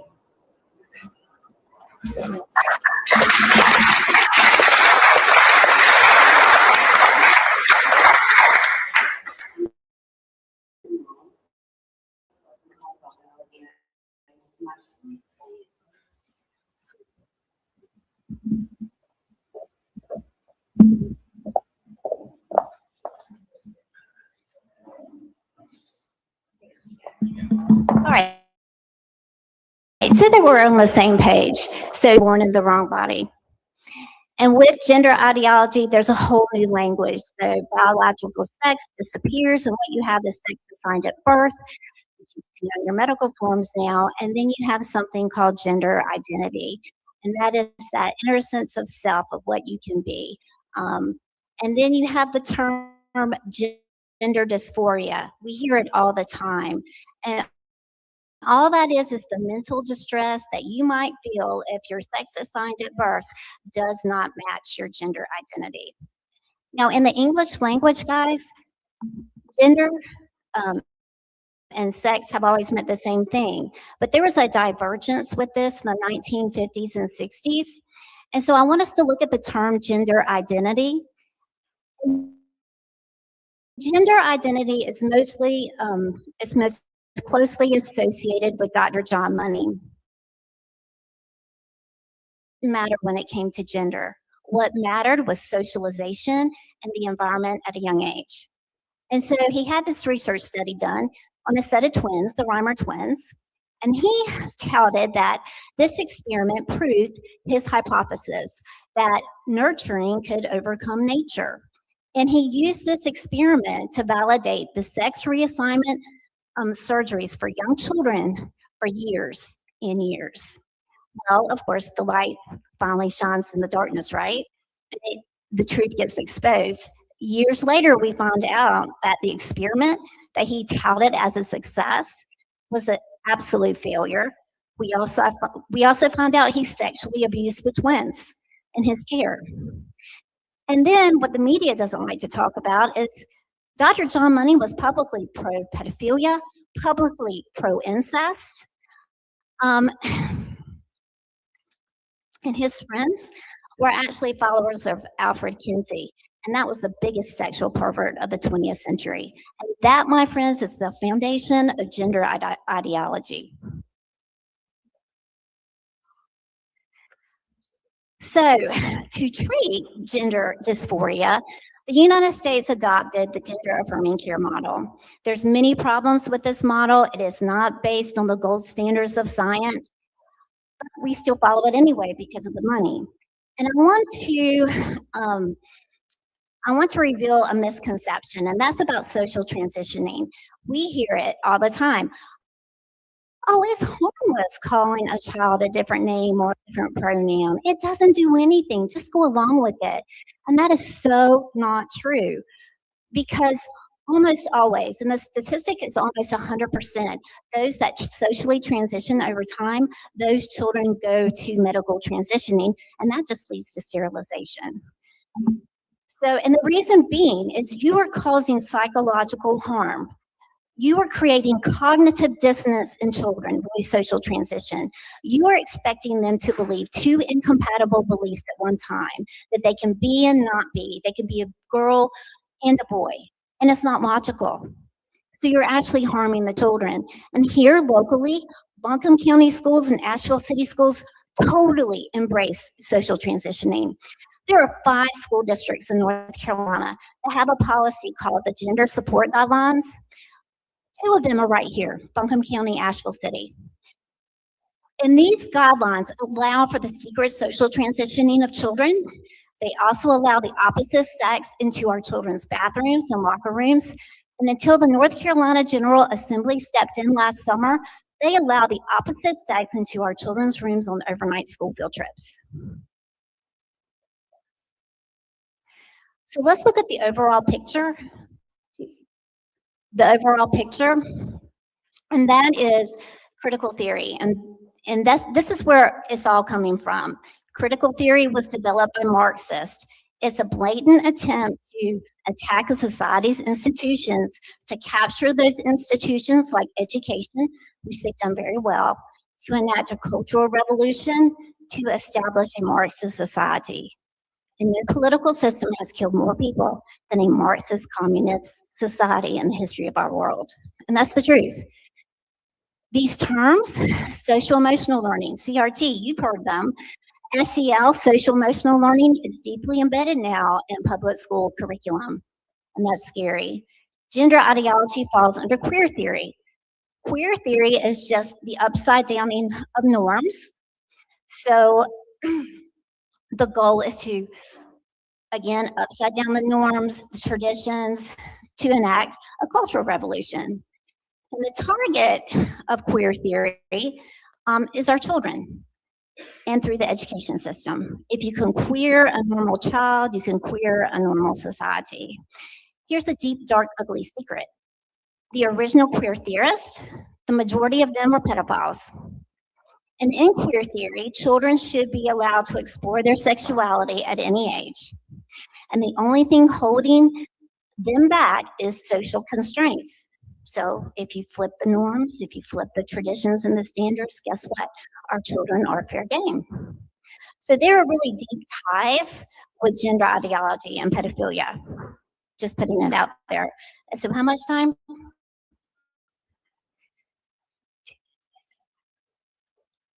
Well, I have a lot to say. I thought I had 25 minutes. So anyway, so legislation matters. So I'll just very quickly go over this. Federal law does matter. And Moms for Liberty is nonpartisan. So don't take this the wrong way, but it's just the truth. The Biden administration was absolutely wicked when it came to our children. And when Trump came in, he had a slew of executive orders to protect our children. He directed the DOE to recognize sex as biological, not gender identity. In Title IX, Health and Human Services started defunding pediatric gender clinics. The largest one, which was in LA, closed in July. And just this past weekend at Vanderbilt, an actual adult gender clinic, surgery clinic closed. It matters who elects as president because they nominate the Supreme Court justices, and we had some wins. This summer, Mahmoud versus Taylor validated that parents have the right to opt their children out of curriculum that goes against their family's beliefs.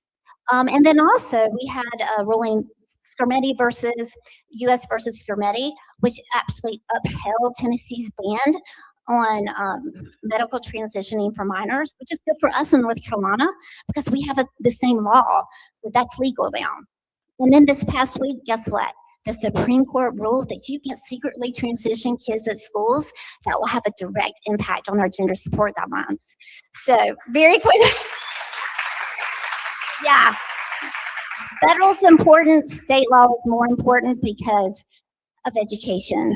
Education actually falls under the umbrella of the state, not the federal government, because the Constitution does not mention education not one time. So it doesn't fall under the purview of the federal government, but the state. So it really does matter who you vote for in the North Carolina General Assembly. How much time? Because I play for 25. So anyway, here are some crazy bills, and this is why it's so important. We have the repeal of the Parent Bill of Rights so that you can keep secrets from parents and you don't have to, you won't know what they're teaching your child. It removes curriculum transparency. That was introduced. Thankfully, it stopped. It got stopped. We had the Free to Learn Act, which everything in a public library would be available to children. They would encourage drag queen story hours for kids. Yeah, that was introduced in this past spring. The Gender Affirming Rights Bill, which would give children the right to pursue sex change surgeries without parental permission. No kidding. We have had wins. Here are some of them. Shout out to Jennifer Balcom in Henderson County. She kicked the boys out of our girls' sports in 2023. Then we had the Parents Protection Act, which basically forbids the state from removing children from a family if the family does not affirm the identity. You think that's crazy? It's happening in other states. It's happening. So here's just some. Oh, overnight school field trips, the boys got booted out because of the Prevent Sexual Exploitation of Women and Minors Act. It matters who you elect. And just to give you a heads up, this is Buncombe County. Basically, the majority of them voted against all of these protections for our children. It matters who you vote for. There's some things that we need to get done. We have obscene books. Yeah, they're in the libraries. We need a means to get rid of them better. We also need to get the boys out of the girls' bathrooms. We need to define sex and gender as biological. That would take care of a lot of problems. And then we need to return parental consent to minor medical care. Because did you know that North Carolina has this crazy law that children at any age can consent to medical care for certain conditions? And that includes AIDS, STDs, alcohol, drug abuse. It also includes emotional disturbance, which would be gender dysphoria. It's at any age. And make sure your school, watch who you're voting for your school boards. Our school boards in Buckingham County and Asheville City all vote one way. They have drunk the woke Kool-Aid. They will not step up for our children and protect them, their spaces. They're all in on the gender ideology. Keep these folks in mind if you're in District 5 and 6. In the back, because of time, we have some real practical ways for parents to protect their children. There's 3 right here. If your child or grandchild is in the school system, talk to us about school-based healthcare centers. Don't participate. Talk to us about the public library student access program. That program gives your child access to every obscene pornographic material in the public library. And submit an opt-out letter to your school. So thank you so much. May I end with thank you. Okay, I do have one video I'd love to close with. Come see us. We're having a big event in April. This is a leap of faith for us because we're a small group.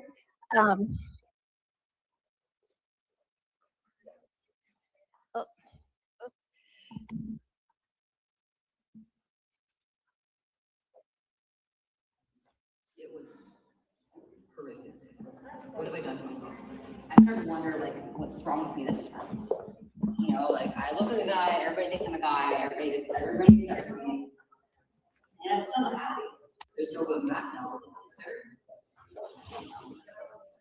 It's devastating for kids when we get these questions wrong, and yet every single conversation, the personal and the political, we're obsessively focused on what adults want, their feelings, their identity, their desires. Who's representing the kids? It's always the kids who's representing. This is going to cost us something personally, but this is bigger than us. Somebody has to be able to take a stand. We have to be able to debate what's true rather than having that dictated to us by the powers that be. This case represented three speeches for if I lose my rights, they can take it. They can take anybody. But not only that, the episodes of the deals, and I was really You'll imagine everyone made in the image of God, everyone, everywhere, in everything.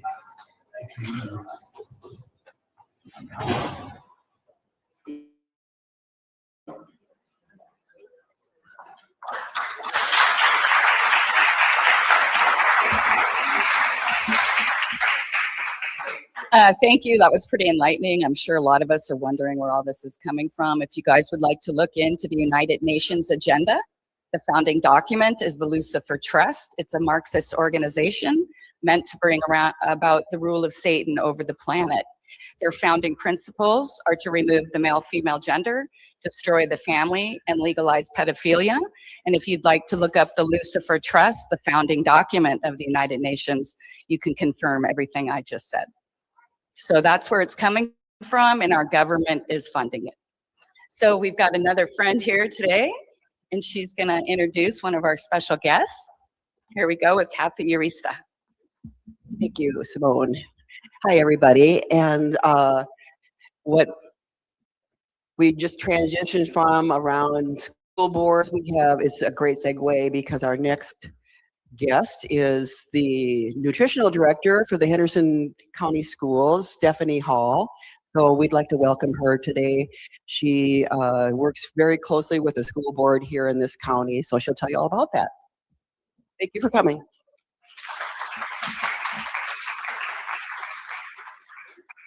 Good morning, everybody. Like she said, I'm Stephanie Hall. I'm the Child Nutrition Director with Henderson County Public Schools. One thing you may not know about school lunch ladies, and 90% of us are lunch ladies, your teachers see those children for 180 days every year, and they learn about them. We see them for 180 days times 6, because especially in the elementary level, they come through us 6 years. And we learn those students, and we learn those kids, and we learn the brothers and sisters, and the moms and dads, and we learn the good, the bad, the ugly.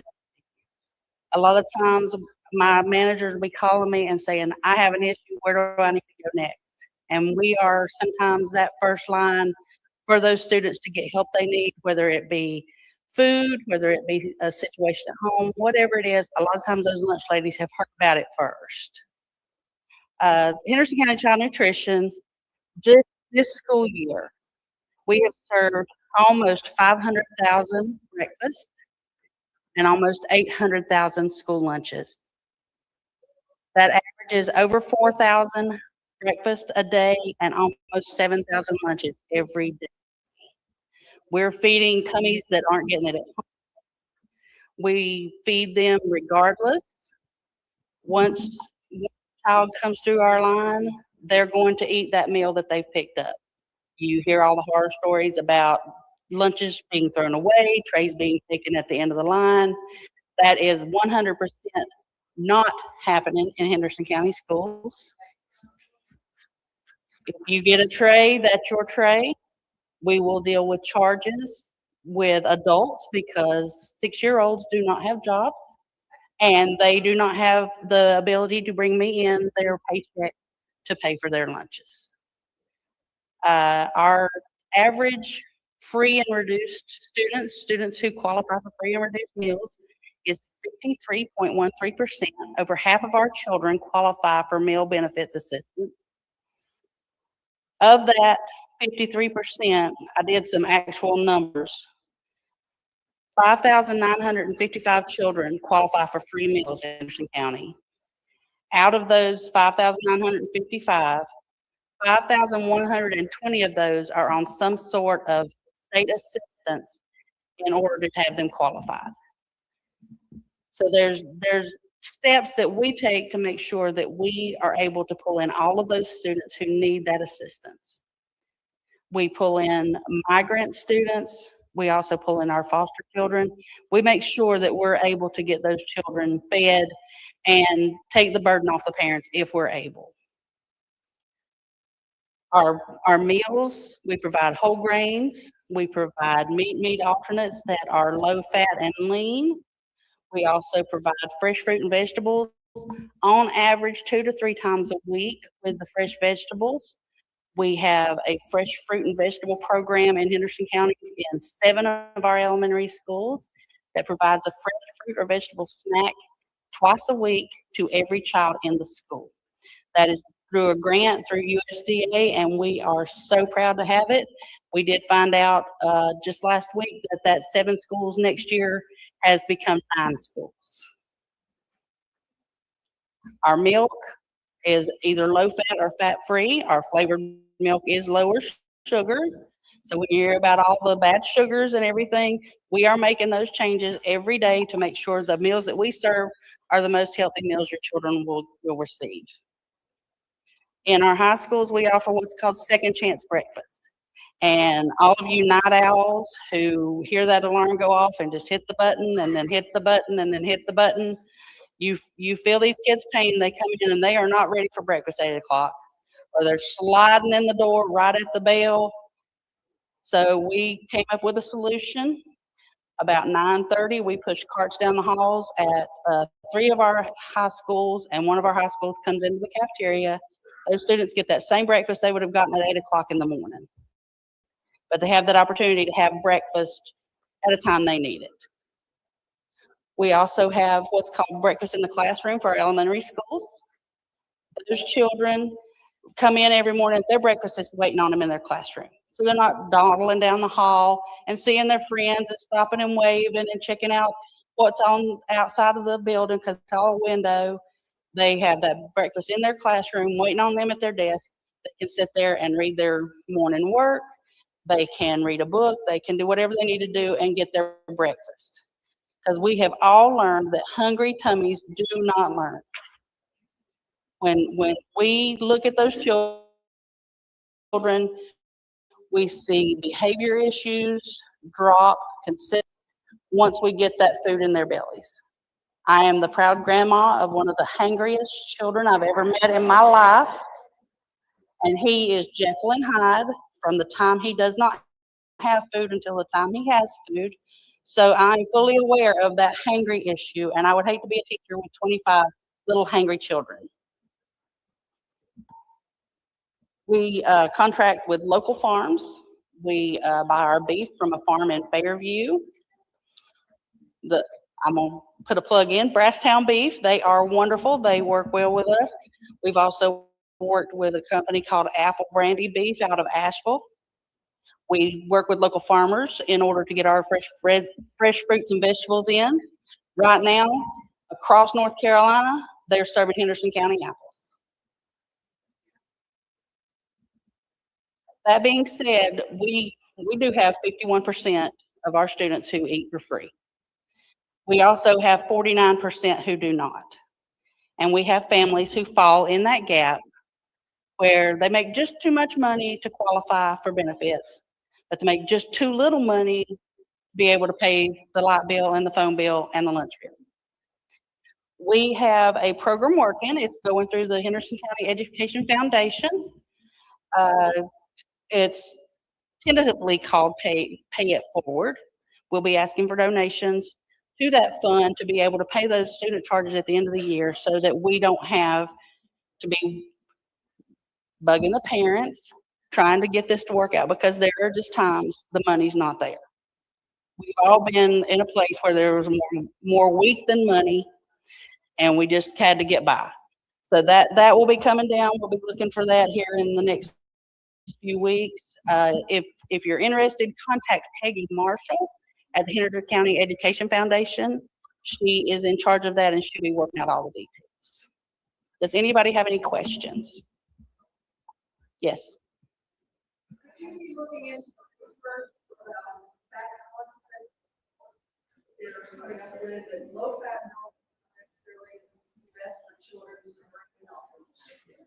The federal government has brought the option for us to bring full fat milk back into our cafeterias. At this time, we've not, and I'm going to be honest with you, we have not had time to stop and look at that. We're running around like crazy people, but that is on our agendas, and should we get the okay from North Carolina DPI, that will be something we'll look into again.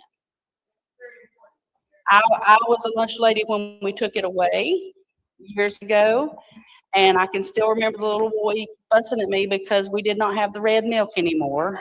Full fat milk came in red cartons, and he was offended that there was no red milk. So we understand. And from one who really likes whole milk better than 2% milk, I'd like to see that come back. Do we have any other questions? Thank you for your time. Thank you for, wait, we got one. Wait.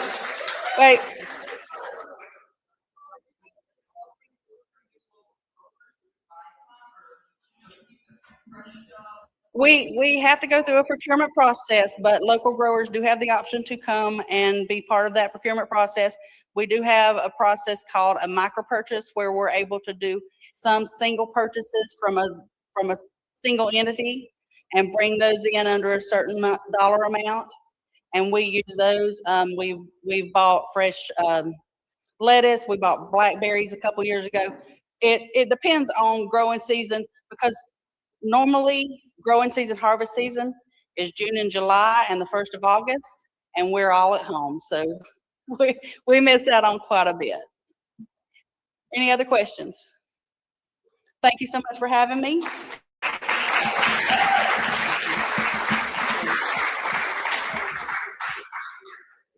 Well, that was an interesting conversation, because hunger is something that's facing a lot of people today, not just children. So it's good to hear that there's really people who care working in the school system. I know these days School teachers are getting a little bit of a bad rap, but there are really people who care about the children and are working every day to make the world a better place.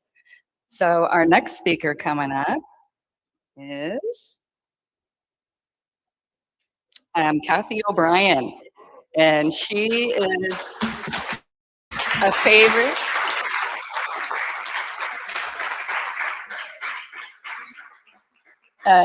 Cathy is an MK Ultra mind control survivor, and many people may be aware of the government programs that were brought to the United States by the Nazis after they were extracted from Germany and implemented on our children. So I'll let you tell the story.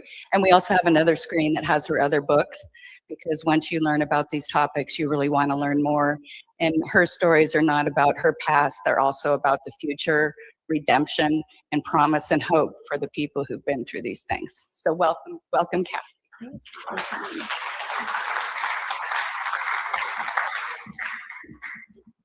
Thank you so much. My name is Cathy O'Brien. I am a survivor of CIA MK Ultra mind control. I was used on a White House Pentagon level. I was deep in the Washington, D.C. swamp among perpetrators who steal elections, who use drug and human trafficking across open borders to fund their globalist agenda, and who are using mind control to usher in what Adolf Hitler, George Bush, and Joe Biden, and a handful of self-appointed, self-anointed global leaders term New World Order. They also call it Agenda 2030, they call it the Great Reset, whatever they want to call it, the point's the same. It's a slave society agenda, and it is intended to dumb us down. Oh, thank you. Okay, I was talking to you all and forgot about the camera thing. Anyway, it's a slave society agenda, and it's intended to dumb us down, make us compliant, and align us with artificial intelligence. In order to do that, our humanity is under attack. The very essence of our being, the purpose of our living. In so many ways, I know from my life's experience in MK Ultra mind control, that mind control is ultimately a spiritual battle. Because without free thought, there's no free will. Without free will, there's no soul expression. When we lose our soul expression, we lose our discernment of truth. We lose compassion for each other. We lose our ability to go within and align with the divine within and gather the strength of the human spirit and the infinite power of love to stand up for our children, to stand up for justice, and to stand up for the things that we believe in. Again, they're wanting us compliant. They need us to be compliant because their agenda is against our human nature, it's against God, it's against the human spirit, and the family is ultimately under attack. The formula for mind control is the same, whether it's of an individual, a classroom, a military, a church, or the world. Trauma is the basis of it. And it was found through Hitler-Himmler research, there's no trauma more horrific on the human mind than sexual abuse of a child prior to age 5 while the brain is still forming. The pedophile agenda that's being pushed so hard is a mind control agenda. Taking it to the next level, the transgender agenda is a mind control agenda with depopulation intended to stop human procreation. I know all of this with inside knowledge. Everything I speak of is not about research, it's what I learned during my experience in MK Ultra mind control deep among these global perpetrators and listening to their plans for humanity, and then watching how much of it has unfolded. I've waited a lifetime for people to wake up. I've waited a lifetime for opportunities like this, where people get together in their own community and talk to each other eye to eye, heart to heart, soul to soul, and see what they can do to more effectively be the difference that they're wanting to see in the world. It's happening nationwide, it's happening globally. The Great Awakening is real, and what an exciting time to be alive.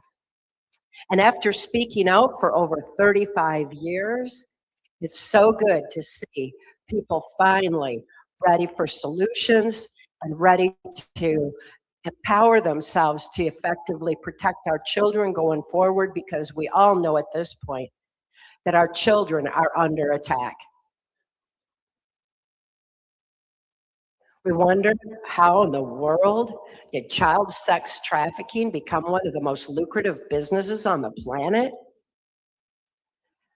It's been growing steadily my whole life, and what we're seeing isn't new. What's new is that we're finally seeing it, and awareness is the first step towards positive, necessary change.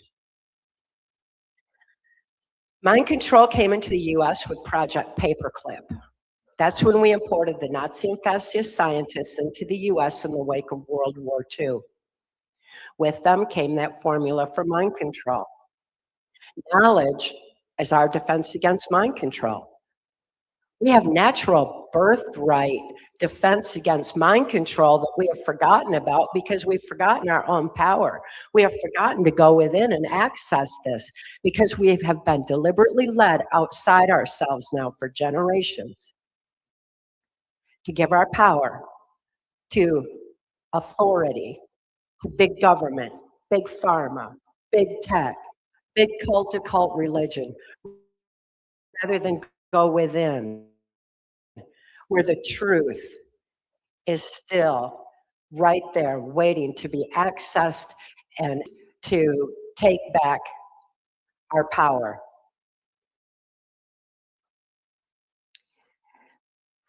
The mind control that came in with the formula of trauma, which causes the conscious mind to freeze in fright, sleep, food, and water deprivation, all of which starve our brains from firing properly.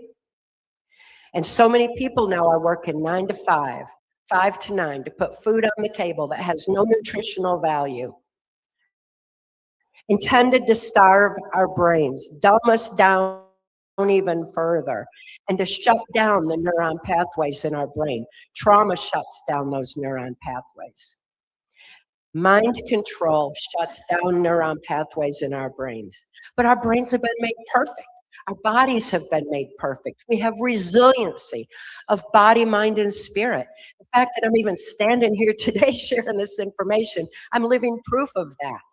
We have been blessed with everything we need to overcome this generational imposition of mind control that's been deliberately infiltrating society for so long, while truth, that is our defense against mind control, has been deliberately suppressed. Right after we brought in those Nazi and fascist scientists, the 1947 National Security Act went into place. That is for secrecy. It's to suppress the information on our own mind-brain function, on our own defense against mind control, and to allow for these criminals to continue their crimes against humanity that continue to proliferate today, while people look the other way and forget what in the world is going on. It was planned a long time. I was born into a multi-generational incest-based family in Muskegon, Michigan in 1957. My father's sexual abuse began in infancy. He was substituting his penis for my mother's nipple. That was before I could even think to know what he was doing was wrong. I was an infant, but my brain knew it was wrong. My brain knew that I was enduring the pain and suffocation of his abuse. My brain knew it was a violation against our human nature. And the neuron pathways in my brain shut down around that trauma and repressed that memory of abuse deep into my subconscious mind. That's what repressed memory is. It's our brain's defense against trauma too horrible to comprehend. We were designed that way so the rest of the mind could develop and function normally, so that we would be able to deal with the reality of that abuse later on in life and heal from it, because we have been made perfect. My father's sexual abuse extended into child pornography of me. And that child pornography shut down more neuron pathways in my brain, repressed that memory deep into my subconscious. My father was ritually and sexually abused as a child and was just carrying on what he knew in his childhood and thought was normal. My mother was also sexually abused and trafficked to my grandfather's Blue Masonic Lodge. The Blue Masonic Lodge, any secret society, including these ones where these global leaders get in their jets and chug in their yachts to Davos or wherever to decide the fate of all of us. They meet in secret. We're not allowed to be in on their meetings because secrecy is their key. Secret societies is their key. And they need that secrecy because truth really does make us free. And they don't want us to have that truth. So my father began trafficking me to my grandfather's Blue Masonic Lodge, where all the local politicians, law enforcement hung out, the ones who had the secrets on mind control, the ones who were going to be placed in positions of power and influence to make sure that they were able to start carrying this agenda forth. More neuron pathways in my brain shut down. While I was being trafficked to my grandfather's Blue Masonic Lodge, I wasn't thinking about my father. I couldn't think to, because with neuron pathways shut down and compartmentalized memory occurring in the brain, they used to call it multiple personality disorder. It's not. It's one personality shattered. You know, it's the division of that personality into compartmentalized memory.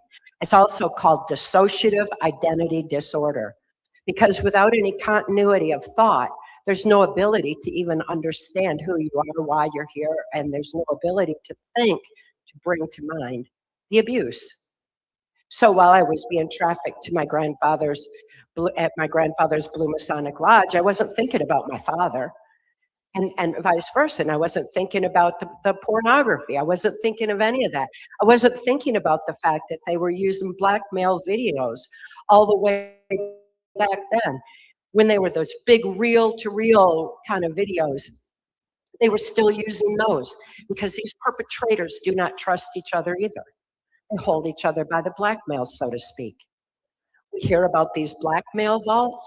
We hear about these blackmail tapes, that Diddy tapes and Epstein files and everything else. This has been going on my whole life, and it's about time that we're finally seeing it.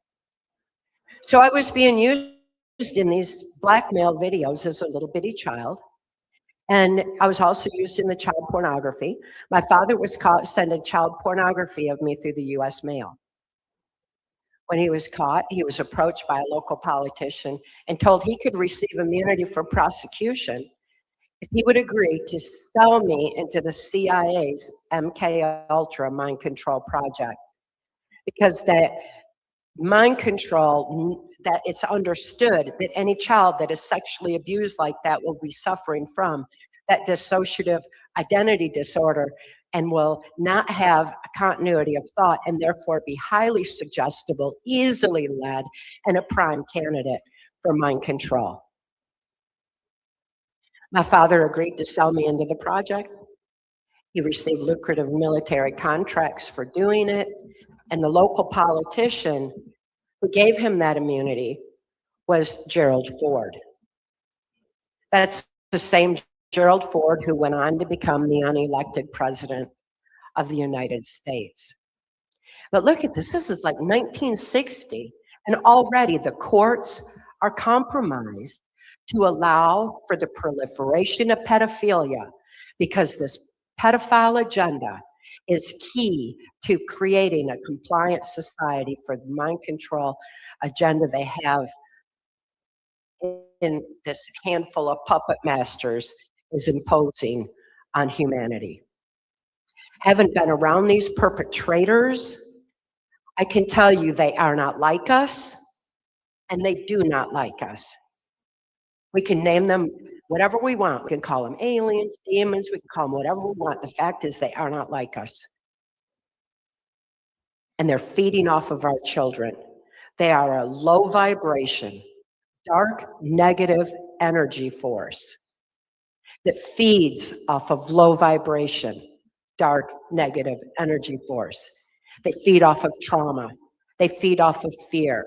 They feed off of hatred and division. That's their vibration. Their greatest fear is the strength of the human spirit. That is such high vibration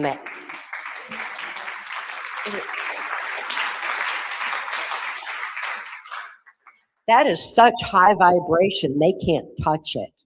It's above their reach.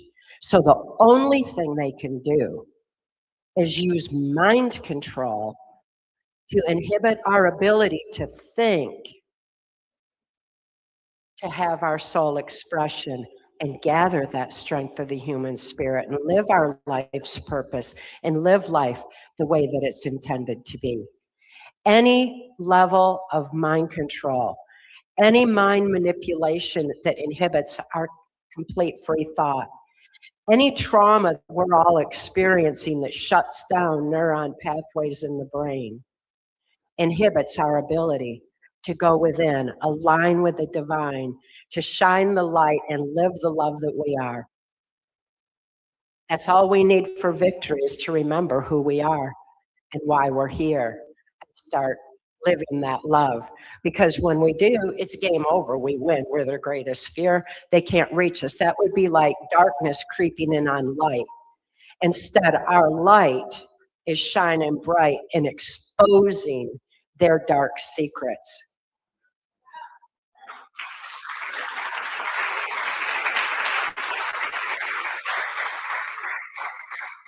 The Great Awakening is real, and it's happening, and it's growing faster all the time.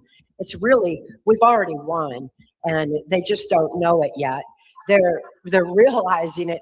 They are throwing a tantrum. They're giving it everything they've got, and it's still not working. It's too late. So we've got some real good news here, but boy, do we ever have a mess to clean up. I've seen where the roots of corruption have been planted. After my father sold me into the project, he was flown to Boston, Massachusetts, where he was trained by Cardinal Law. Cardinal Law of the infamous Catholic child abuse scandal. And I'm not saying all Catholics are bad at all. Some of my best friends are Catholic, doing everything they can to clean up the mess in their church. All of our churches have been infiltrated. Everything sacred has been infiltrated. So, you know, when I say that about the Catholics, I'm telling you my life's experience. So my father was flown to Boston, Massachusetts, and trained by Cardinal Law as how to manipulate my subconscious mind, because our subconscious mind doesn't think the same way. Without a conscious mind filter, our subconscious just takes information in.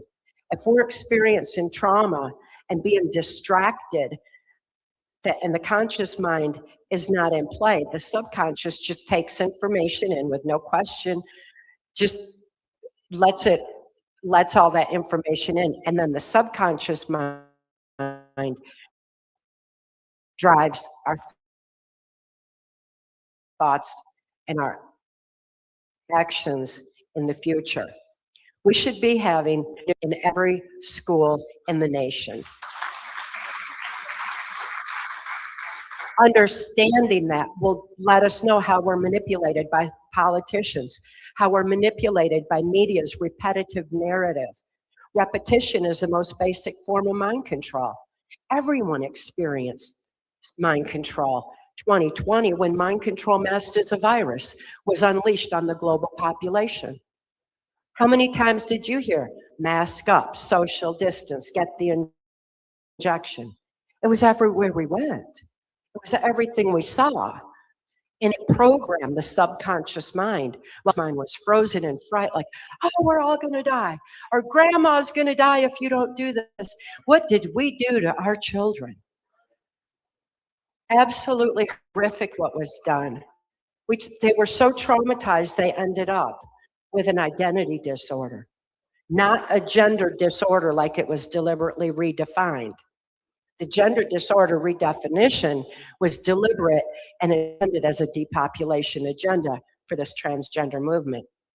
And parents aren't buying into it like they thought they would. They thought after conditioning generations they would, but they didn't. It didn't work quite that way.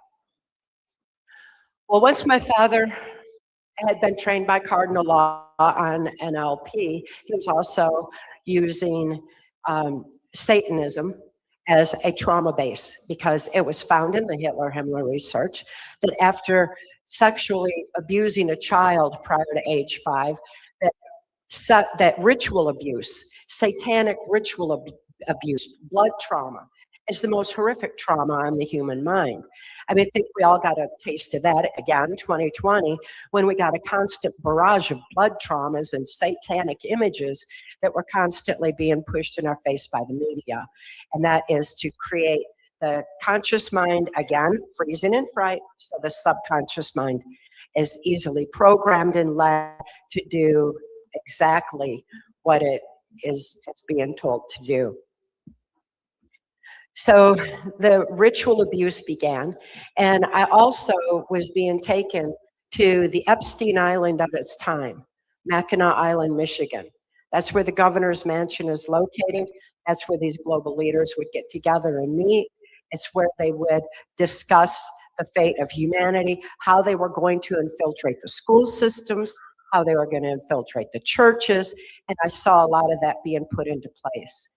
The Catholic aspect in my church where the ritual abuse was occurring, the Jesuits were absolutely aligned with the CIA for MK Ultra mind control purposes, because the Jesuits had long since learned the effects of trauma on the human mind through the Spanish Inquisition and the Crusades. And those wars, the spoils of those wars were the children. The Catholic orphanages were born, and they found those children are very compliant, easily led to be brought up into the church to promote, to continue the pedophilia, the pedophile agenda, and so it went from there. It was also my experience that the videos that were being made in Mackinac Island, Michigan, were of a high level of politicians on a global level that were actively involved in this. Pierre Trudeau sexually assaulted me when I was 9 years old, and I was sexually assaulted by other leaders there, and I would meet who would become my owner in MK Ultra Mind Control when I was 13 years old, U.S. Senator Robert Byrd.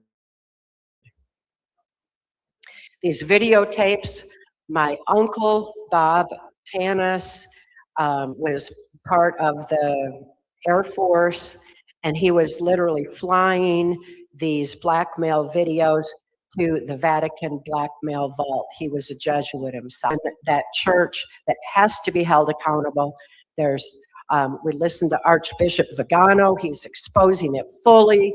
We listened to people like Mary Flynn O'Neill, who's doing everything she can, exposing it, and there's so many that are exposing the criminal activity that's been going on for so long, because it's all part of this globalist slave society agenda.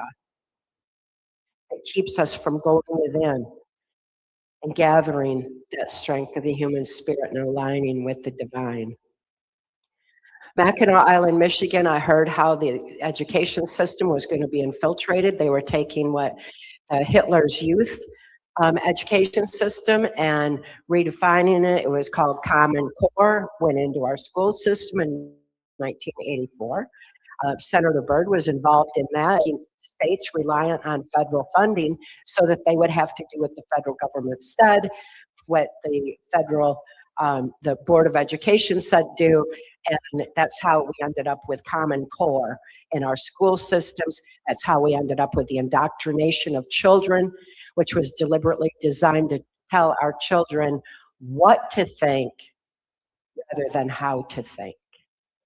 They need to know how to think again and to be able to use their beautiful brains. We all need to use our brilliant minds and expand our thinking beyond what we think we know, because we need to know our knowledge base has been deliberately altered for a long, long time for this agenda.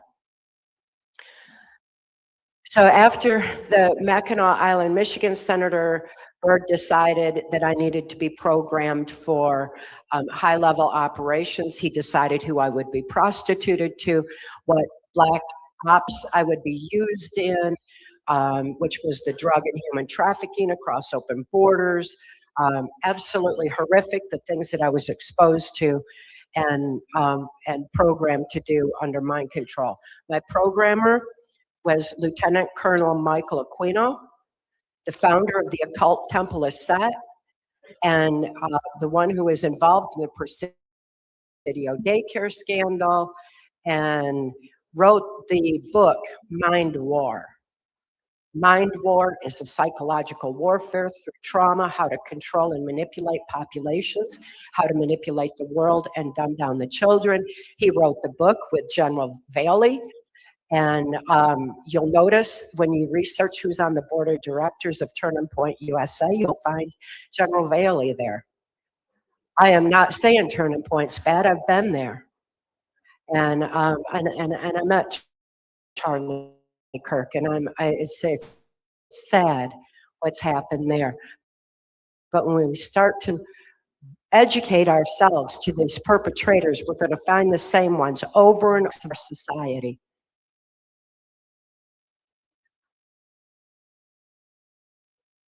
In the Turning Point situation, our conservative youth were targeted because they were being taught to think free.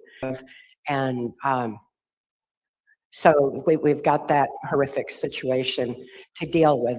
But all we need to do is just look behind the scene. Who's pulling the strings? The person who wrote the book on how to manipulate the minds of a global population.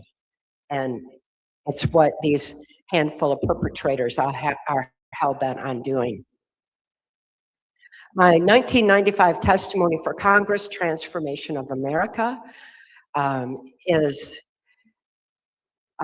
it details all the various operations that I was used in, the blackmail operations, the drug and human trafficking, who was involved. It names names. Every bit of it has been validated by clean members of law enforcement, intelligence, and Secret Service, who were wanting this information to get out to we the people so we can effectively protect our children and our own minds going forward. So national security was invoked on that testimony. But I encourage you to look into it because I really don't want to tell every story that I know about Bill and Hillary Clinton, about George Bush. Who said that? Oh, are you sure? Okay, okay. 1977, Senator Byrd sent me to the backwoods of Louisiana to be further traumatized by a cult serial killer, CIA assassin, Wayne Cox. It was absolutely horrific what I experienced there, but that was to get me ready for what I would be doing in government operations after that.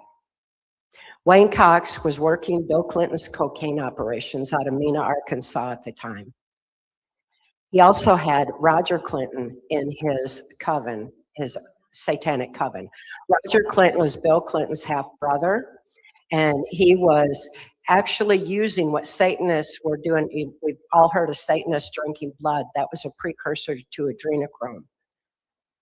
That was what they were doing, taking that adrenalized blood from victims like myself who were being tortured and traumatized, and then taking that blood and selling it through Bill Clinton's cocaine operations, the CIA cocaine operations that were already set up.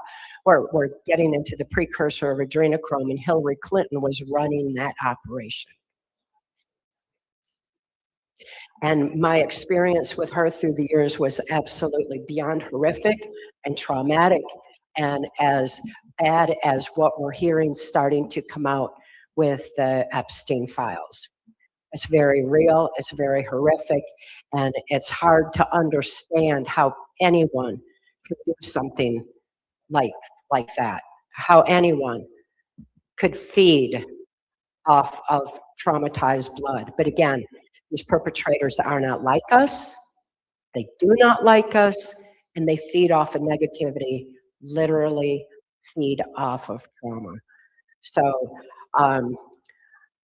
that's one Hillary Clinton story, and I've got plenty about Bill too, and the most dangerous game of human hunting that I was subjected to, and there's a lot of horrific stuff that I was exposed to.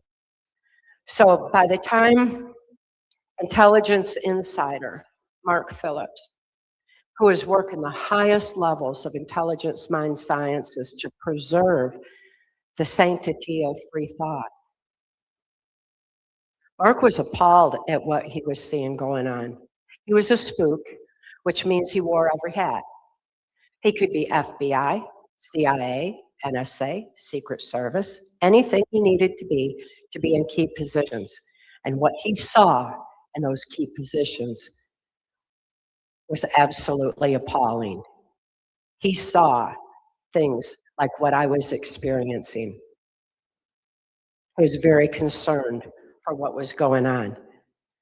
Mark found our birthright information on mind-brain function, our defense against mind control, buried under national security for generations. Information that is our defense against mind control was withheld from mental health, from the medical community, from education, and from society as a whole. Is that birthright information? But people were forgetting it because they were being distracted to look outside themselves to the self-appointed authority to tell them how to live their lives, instead of realizing the power that we've been blessed with all along, that resiliency of body, mind, and spirit. The fact that we have these amazing immune systems and don't need big pharma nonsense on us while they make money off it. No, we have it all. We have been blessed with it all. That information was buried under national security. Mark could not release that information because he was bound by laws of sedition. So he was getting angrier and angrier at what he saw going on.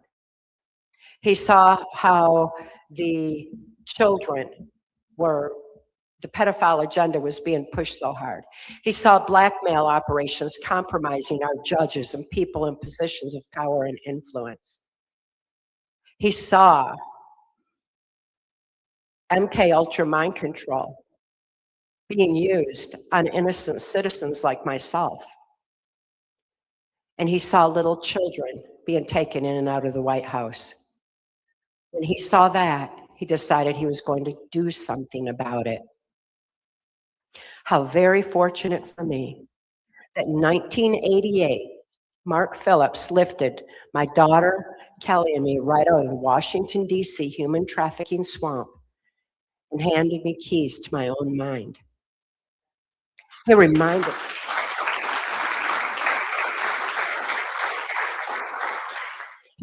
me of my birthright to heal. He reminded me of all of that. But when Mark came along, I didn't know good people existed in the world anymore. I only knew trauma my whole life. And when Mark came along, I couldn't think to trust him.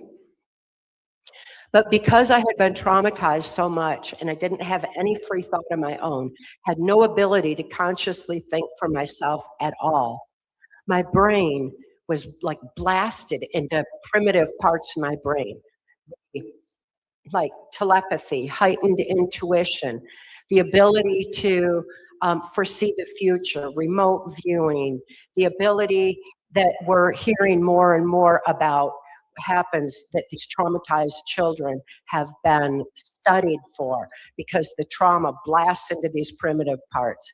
Well, it's our brains. We don't have to have trauma to access. It's right there for all of us. We have these heightened capabilities to sense who is good and who is bad, who's telling the truth, who is lying. We just forget to rely on these senses and develop them anymore because we've been let outside ourselves for so long by the so-called authority. Well, these heightened senses that I had great rapport with my animals. The place where my daughter and I were being kept, our handler, was extremely torturous. He made sure we were in the key places at key times for further abuse, whether it was in Washington, D.C. at the White House, it was in the Caribbean where Epstein Island was being set up through the Organization of American States, whether it was the Haitian operations, whatever. Mark had come in and knew that our animals were being abused by our handler too. Because people who abuse children abuse animals and vice versa. So when Mark came in, he rescued our cows and horses and guineas and chickens and dogs and cats and everything on the farm that we had seen abused. And it was so exciting to see our animals being helped. And it was something that my daughter and I both were very, very grateful for. But I still couldn't think to trust Mark until my horse, I had a horse that I was so telepathically connected with that she would come up to me anytime I needed to ride across the farm. She would just stand in front of me and I would get on, no horse, no saddle, no bridle, no words, just all telepathy. She'd take me where I needed to go, bring me back. And that was just my natural communication and interaction with this horse. If my handler was around, that horse would bolt. She would run as far and fast as she could to get away from him. Well, when Mark came to rescue Kelly and me and our animals, my horse walked right up to Mark, looked him in the eyes, and loaded herself on the horse trailer.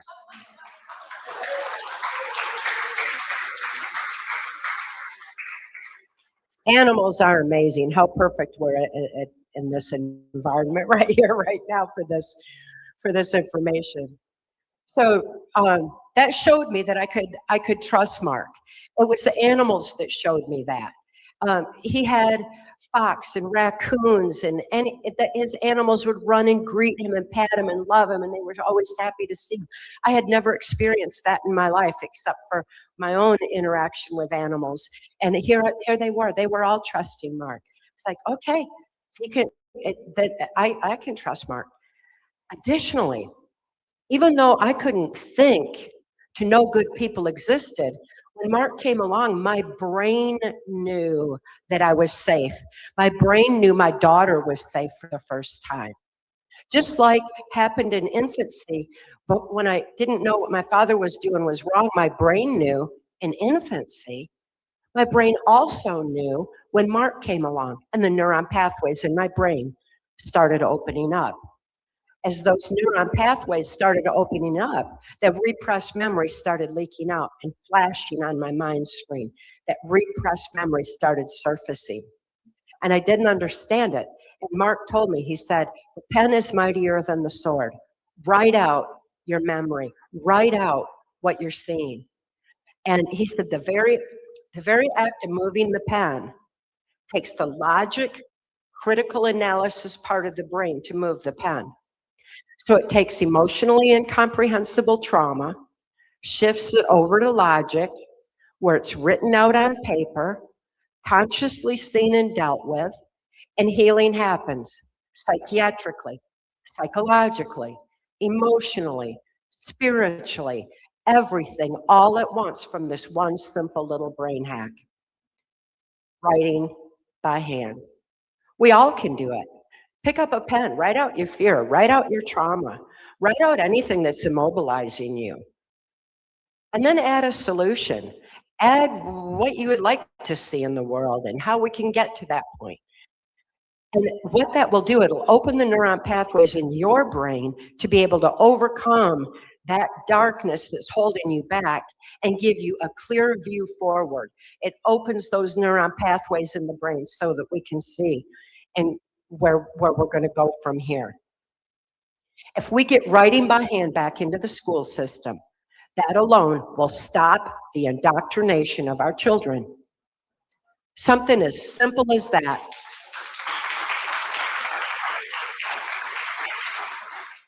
They knew that. That's why they put computerization and keyboard, typing on a keyboard and twiddling thumbs on a cell phone do not do the same thing that moving that pen does. So that's just an important brain hack.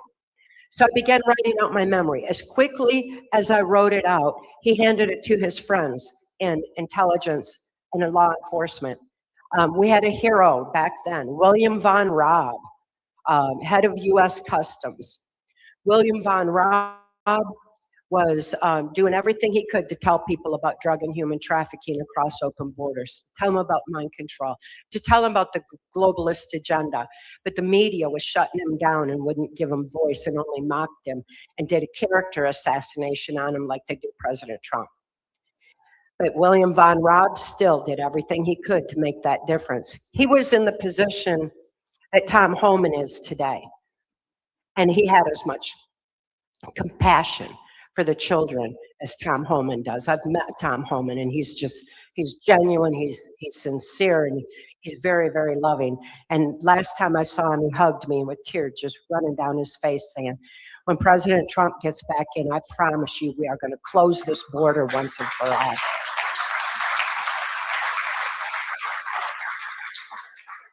So I've known some good people in government now. Wow, it's like that, who would have thought? But it's really amazing. As quickly as the information was validated and the evidence was collected, it was being compiled for testimony for Congress in Transformation of America. Mark, I told Mark as I was writing out the horrific memory that I had, I said, I cannot deal with what I did under mind control. I cannot deal with what the plan is for humanity, and I especially can't deal with the fact that I could not protect my own daughter from the abuse. I couldn't save myself. I couldn't save her. I couldn't think to do any of that. I could only do exactly what I was programmed to do. And Mark told me, he said, you are not responsible for what you're programmed to do under mind control. Your abusers are. They need to be held accountable for those actions.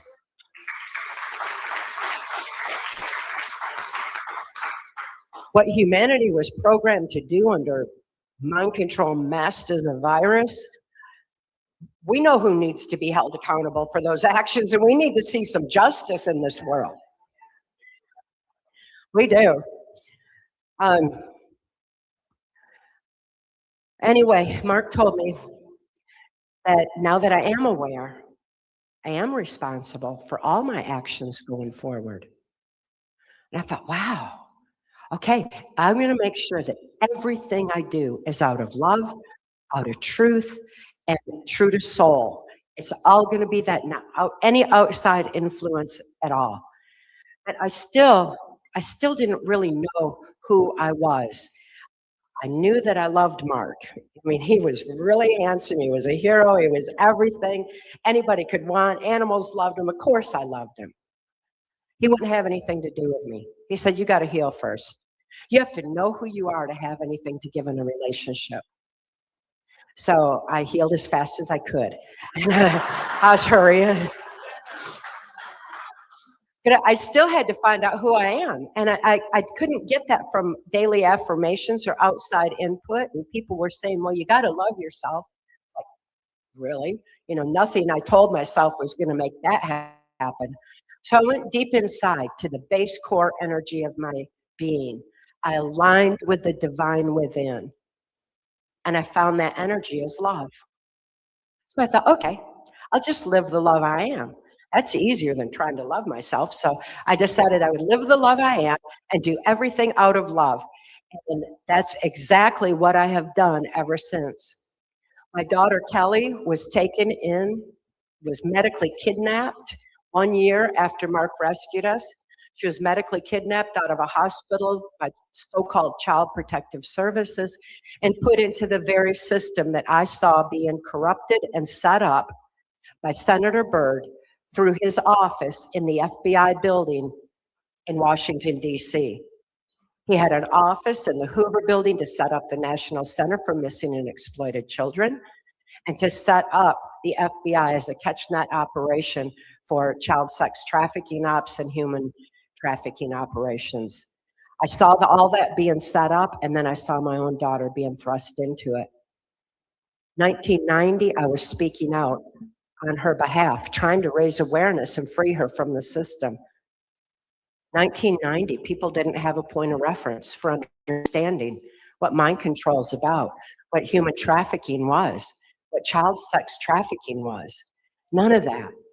But people were beginning to wake up because they already were seeing how their children were being indoctrinated in the school system to accept globalism instead of our constitutional values of freedom and justice for all. People were seeing infiltrations into their churches and their communities. They were seeing corruption in government. They were seeing that the elections were rigged and that no matter what they did, the same people kept getting into office. How did that happen? Because electronic voting machines have been rigged since their inception. They came into being in the wake of the Kennedy assassination, which traumatized the whole nation. While the whole nation was traumatized, that's when those voting machines came in. They were Diebold at first. Follow the money, goes right to Bush and Cheney back in those days to make sure that these perpetrators were put in key positions of power and influence to further the globalist agenda. That's what electronic voting machines are for. Very fortunately for all of us, we overrode that rigged electronic algorithm 2016. Because as Mark and I began speaking out on my daughter Kelly's behalf, we saw a great awakening happening and sweeping the nation. By 2016, so many people were awake and aware that we overrode the rigged electronic algorithm and the voting machines by sheer numbers of us to elect a president that was not Hillary Clinton in her New World Order.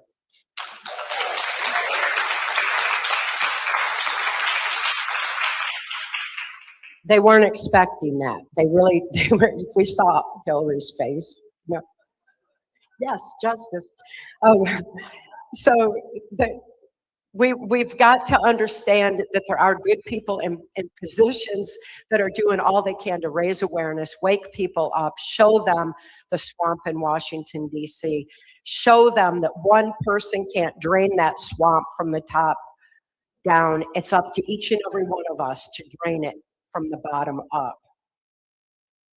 So as I was waking up to the reality of good people in this world, good people in government, to the reality that humanity has the victory within, realizing the strength of the human spirit, the infinite power of love, remembering fully that no matter how I was tortured, my spirit was always in a safe, loving space, always protected. Who we are inside is divinely protected. No matter what happens to us in life, it's not who we are. Who we are is within, waiting to be freed, waiting to be able to live our life's purpose, to live the love we are, to make the difference in the world, to be that difference, to live our purpose. What an amazing time to be alive. Each and every one of us here for a reason. Each and every one of us ready to gather that strength of spirit and start making a powerful difference. As I was realizing more and more that Mark and I fell very much in love. Yes. We had the most beautiful relationship. It was not a 50-50 relationship. No one had to dominate. We were 100, and who we are, and we were different. We had disagreements. We never argued, though there wasn't time for fighting over trivial things. We just didn't have time for that. But if we had a disagreement, one of us would learn something. And that was a wonderful thing to get to be. And besides, the differences we were perfect balance. Mark thought everybody in the whole world should be have as much fortitude as he had and integrity as he had.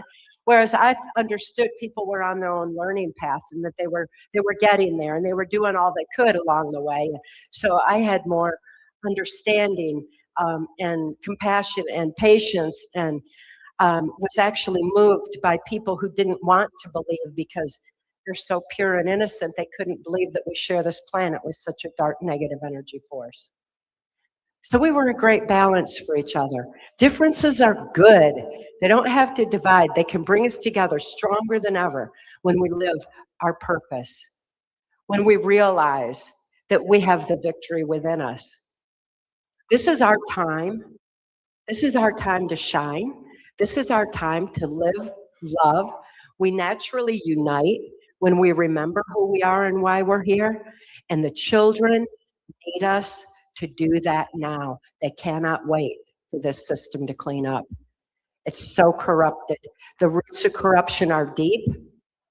My book's Access Denied for Reasons of National Security shows where those roots of corruption are, how Mark and I made it through the corrupted justice and mental health system and survived to become whistleblowers, what doors we were able to kick down, what difference we were able to make for my daughter's sake. My daughter is the most beautiful example of the strength of the human spirit and the infinite power of love, the resiliency that we've all been blessed with. She went from a lifetime in MK Ultra, where she was 2 years old, standing at attention in the White House, to then being brought back into the whole trafficking system through Child Protective Services. And still, that 1 year that she had with Mark and me, new freedom, new love, new animals, new trust, that was enough for her to be able to make it through that system. And she is, she lives the love she is. She lives true to soul. She's brilliant. Her mind is genius. And she and I are very, very close. We share a great relationship, and it's so fun to be that close with someone that you've been through so much with. And we don't focus on our victimhood. We don't focus on what should have been, could have been. We focus on having the wisdom to be able to look through the eyes of truth, knowing what we know, to understand and see what in the world is really going on these days. We're watching a kaleidoscope of change. We don't snap judge over here and snap judge over there. We're looking beyond and seeing a bigger picture. We're seeing what it takes for a president to, like Donald Trump, to take all those bullets and arrows to stand up for us and wake us up.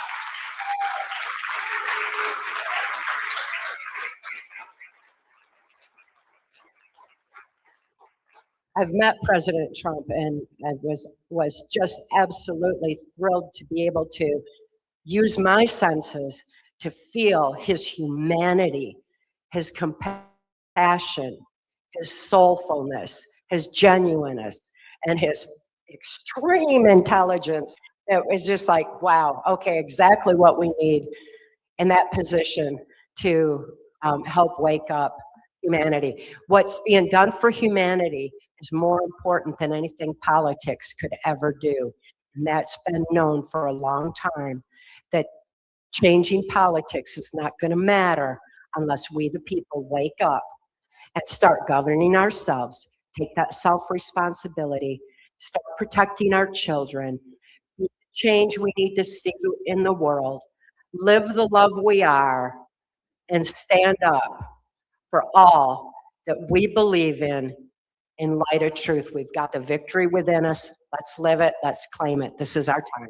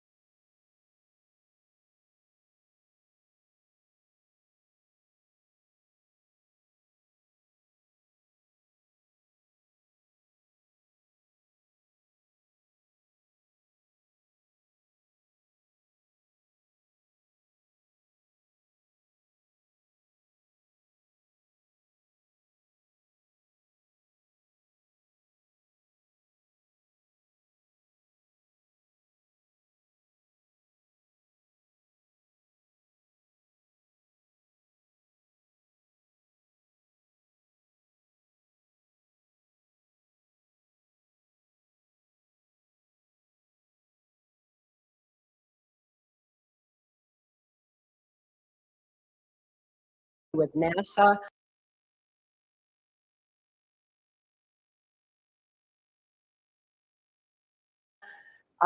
Mind control. No, so MK Ultra mind control.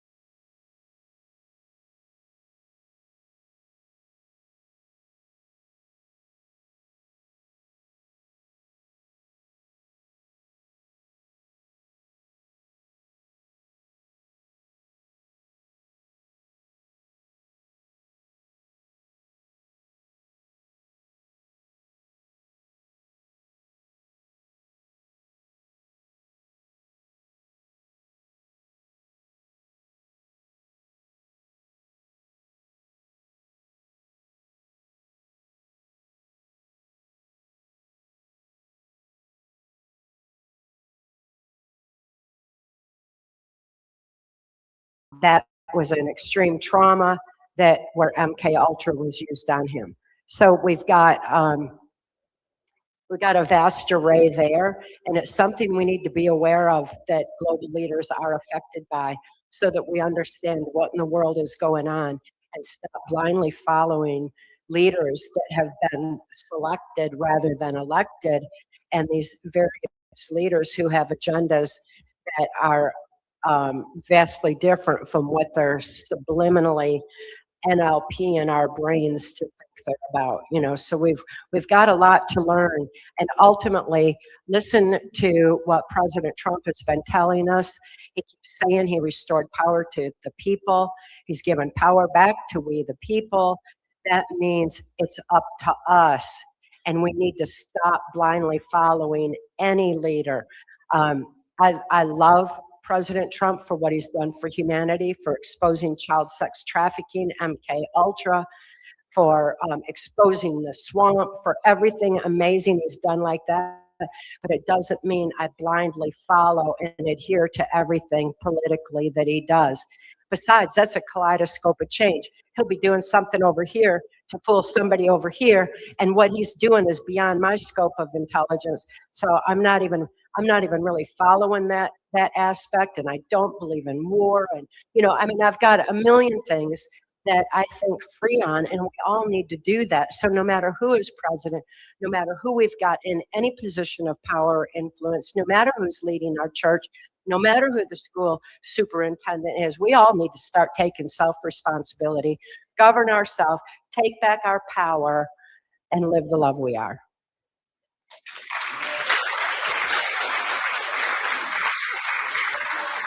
Are we done? One more? Okay, and then we'll do more tomorrow too. Yes.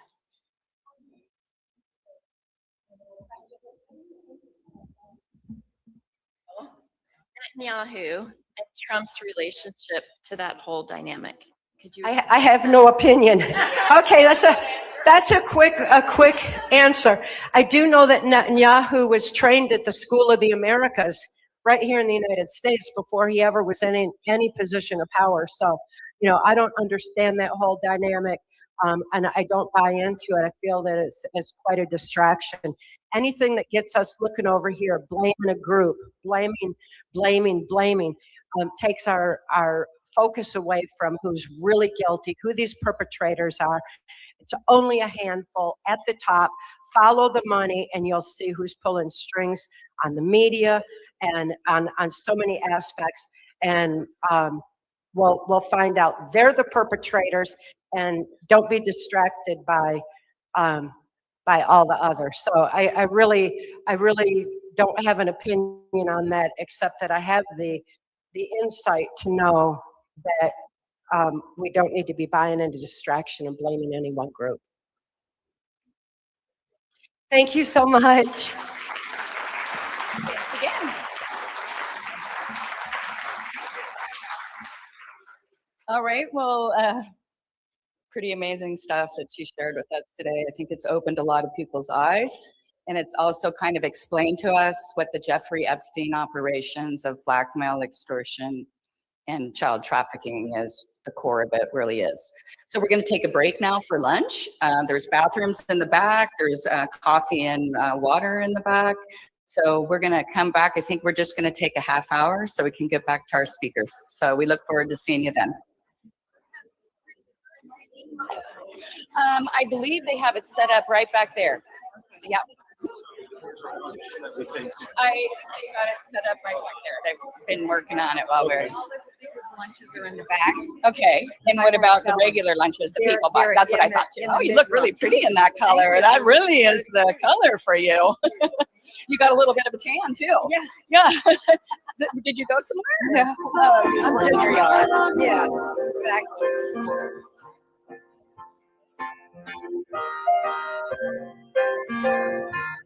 The fires are burning.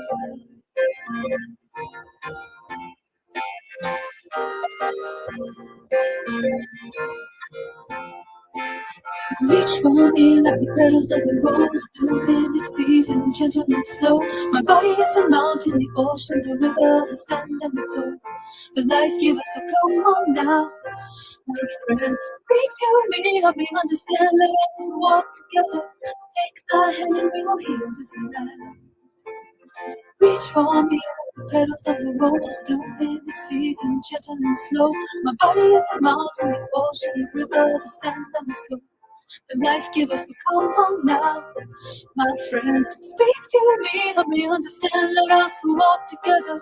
Take my hand and we will heal this land. Fires are burning.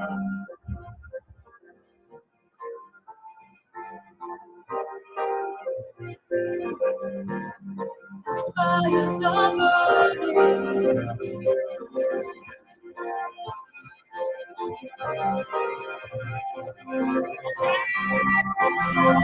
So reach for me like the petals of a rose, blooming its season, gentle and slow. My body is the mountain, the ocean, the river, the sand and the sea. The life gives me on down, my friend. Speak to me, help me understand. Let us walk together. Take my hand and we will heal this land. Reach for me like the petals of a rose, blooming its season, gentle and slow. My body is the mountain, the ocean, the river, the sand and the snow. Life gives us all down, my friend. Speak to me, help me understand. Let us walk together. Take my hand and we will heal this land. We will heal this land. We will heal this land. We will heal this land. We will heal this land.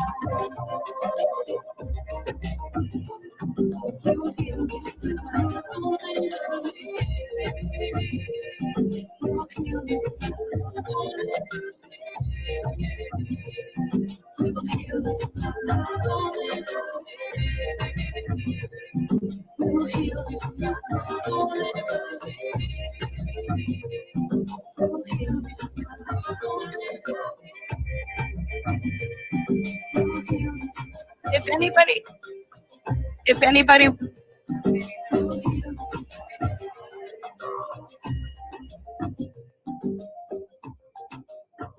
say lunches. Just so everyone knows, the lunch, if you purchased your lunch, it's in the back, and the speaker's lunch is also in the back.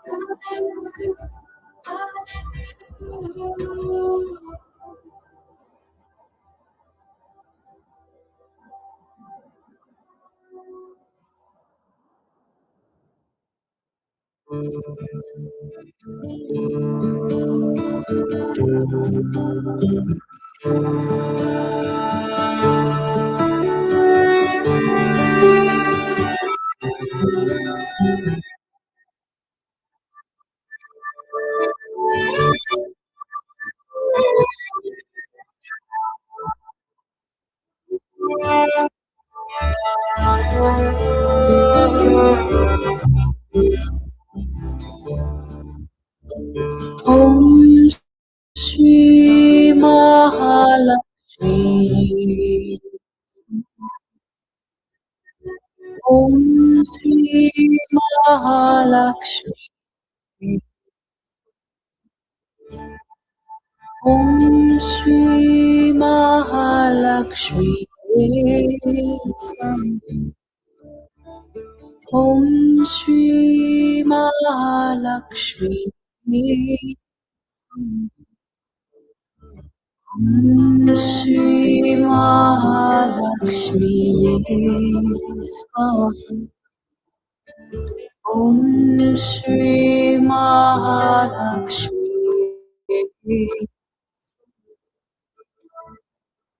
Om Shri Mahalakshmi. Om Shri Mahalakshmi. Om Shri Mahalakshmi.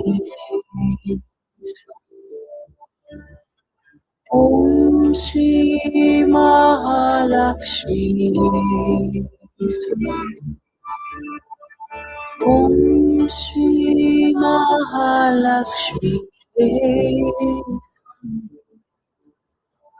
Om Shri Mahalakshmi. Om Shri Mahalakshmi.